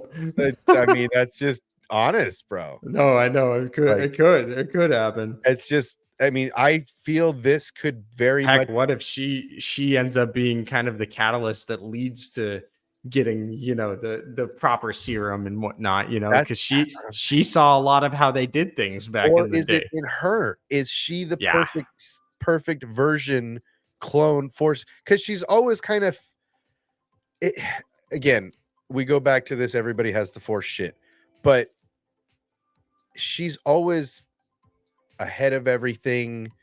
She's got like young. She's very intuitive for sure. I'm not saying that she has the Force, but maybe that her blood has at least metachlorines, and that's what makes her special. Not necessarily that she's in touch with them or that they work, but they finally transferred metachlorines into a walking human subject, and that's why she's always been this like kept secret from the Empire during the Kaminoan reign, you know.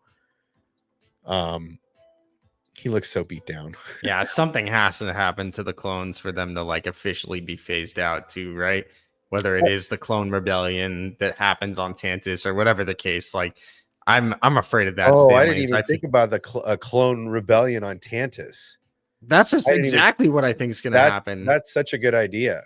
It is. I like most of them are already being phased out, but like we saw with, I watched the Outpost episode from season 2 last season, and that's the episode where Crosshair and God, I can't remember his name now, but one of the other clones is like on that icy wasteland, and the entire time they're just trying to survive to get these supplies for the Empire. It's such a terrible episode, and I'm like watching it again and like thinking in my head, like, yeah, the clones are really getting phased out at this point. Yeah, like treated like trash, and like at this point there has to, like I've been saying since season 1, like there's got to be a clone rebellion. Like they're getting sick of this stuff, and it feels like it's just building and building up to that in Bad Batch. And you see it during these episodes about them, you know, not paying the pension or not wanting to take care of the clones that they created to win the war. You see the frustration from the senators, from the clones themselves. So yeah, it's been great world building and storytelling in that sense. It seems very much like they're going to start killing them off little by little, and that's going to lead to potentially a run on Tantus, right? Or potentially Rex getting all the troops, and then those are just the last 3 left at the end of that gnarly battle, including, you know, and that could be the final scene. Is Rex and the boys riding off into the sunset under the Empire saying, you're done. Right. there's a lot to unpack here. I'm looking forward to it. I don't know if I'm going to do watch parties, but I don't know if I don't really do a lot of those. We'll have to see how the schedule pans out, but yeah, I'm not sure on the channel. I'm going to do my best to on my channel, but a lot of things are going on at the lair right now, so yeah. Yeah, there's a lot going see. on. So we'll have to wait and see how dates and all that turn out, but I mean, I'm excited for this season of Bad Batch. I'm excited for what's coming. This year looks like it could be a real entertaining year. Yeah. You know, for the IP. I'm looking forward to the rest of the year.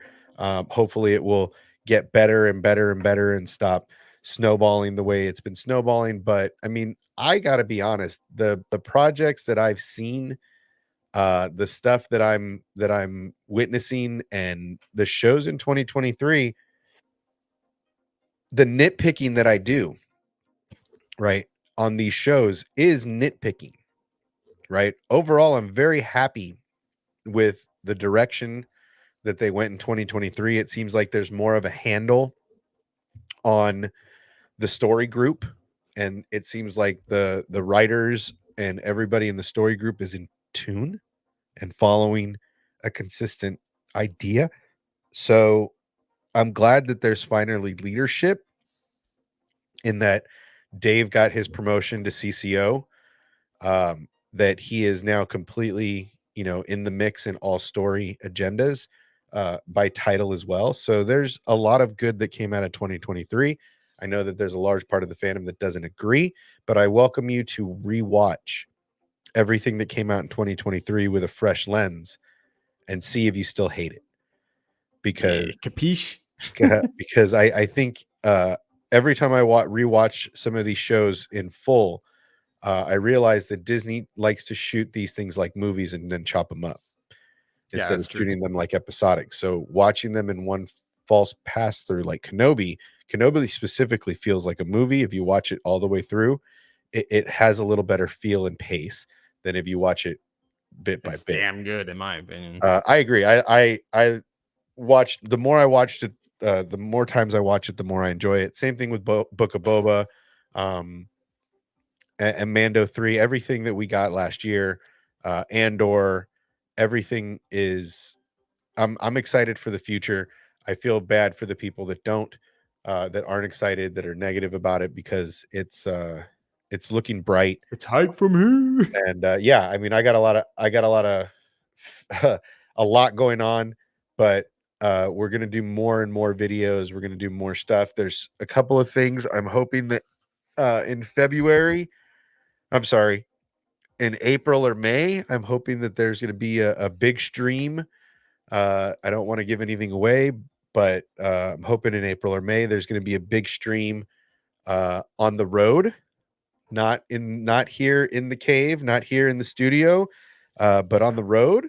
So we're going to have to see what happens. I will let you guys know more as we get more details, as we get things in the roll. But yeah, there's a lot happening. So we're excited that everything is coming together. So yeah, we're gonna get out of here. It's been a couple hours. It's good to have Sheev back in the mix, to be able to stream and get his get things back to normal little by little. I say, getting the Star Wars hype going over here. You already know. Yeah. So we're glad that you're okay. We're glad that everything's working out. We're glad that you're back on your feet. You can stream. It's, what is this? Star Wars Academy. Yes. We're gonna be out of the habitat. It'll be fun. We're gonna, dude. What I am hoping to have happen in April or May is going to be end of April, beginning of May, is going to be like Hype City, is going to be big shit, like fun. It's going to be fun. It's not going to be this where we're just talking and streaming and gibbering jabbering. It's going to be like in person, on the road, hype, fun shit, like fun, like Star Wars fun, the way we're supposed to have fun, in a whole different. Heck yeah, man. So heck, we're getting 2 months of Bad Batch basically coming up to leading up to that. So it's going to be a lot of fun on the way. Yeah, I mean, if they're airing February 21st is the first episode of Bad Batch, and then all the way last episode to March 1st. March 1st. So that's May 1st. May 1st. Sorry. Oh, that's even better because we can do a thing right after. So maybe I'll try. Maybe I'll try for that date. The date. What? So May 1st is the finale. According to them. But there's 15 episodes, which seems a little suspect. We're gonna try then. We're gonna try for either April 30th or May 2nd is gonna be the big day. So if you already know what I'm talking about, keep your lips hush hush. Don't in the chat. But that's a big time for me. So we're gonna try to do either April 30th or May 2nd. We're gonna try to do something on the road, big shit, big time. Maybe the 30th and the 2nd with a Bad Batch watch party from another location. Could do it. We'll see. We're gonna see. You'll see. And potentially there are giveaways with this. So there's a lot that could happen, dude. This is gonna be it's gonna be huge. It's gonna be big. It's gonna be super big. You guys have no idea the hugeness that's coming. It's gonna be huge. Keep your eyes open. The best stuff's coming here. Don't know. But yeah, I'm with Skywalker's Academy, by the way, because I'm sitting here looking at all the Bad Batch seasons, and I'm like, 15 episodes is weird. Yeah. And then I'm like, they could definitely just drop a 16th on May 4th. Right, which could be the finale. So yeah, lots of stuff happening over the course of the year. We're back. We're gonna do more and more. I'm gonna try to do more daytime streams, maybe more late night streams. We're gonna figure it all out. But finally, after 25 days in January, I finally feel like I can be here and not be normal. So we're back. He's back. We're back. Everybody's back. So we're going to get into it, but we're going to get out of here. We're going to leave you as I always leave you. I want to make sure everybody knows Sheev, we're still doing the GoFundMe for him. So if you want to, I will put it in the banner real quick. And we'll go from there. But here's the banner. We're still doing that. There's still more that we can do, but we're glad that he's back on his feet. You guys get your own update. I don't have to do a video or anything. You know where he is. You know he's alive. You know all is good. So we've done that. But what I really continue to say, and I mean it from the bottom of my heart, don't forget to get out there and spay and neuter your pets, help control the pet population. But more than anything, don't wait till tomorrow. If there's something you want to do it today. Do it now. If there's something you have to say, get it out there today, because you don't know that tomorrow is a guarantee. Life throws amazing curveballs at us, knuckleballs, sliders. It's not always down the pipe, easy to hit. Life is hard, and everybody needs help. So if you can get down there, get on the GoFundMe. It's going to be open from now until whatever. But ultimately, say what you got to say, do what you got to do it today. Tell your loved ones how you feel, because you never know what tomorrow is going to bring. As always, I thank Scotty. I thank Dan. I thank Sheev, everybody for being here. We are going to get out of here. I thank you guys again for hanging around. We've been down for the last couple months trying to make some big shit happen, but there is a lot of good things happening here. We're going to keep you guys apprised. So be safe. Thank you guys for being here, and we will see you next time. Say goodnight. Peace. Bye. Hey, much love.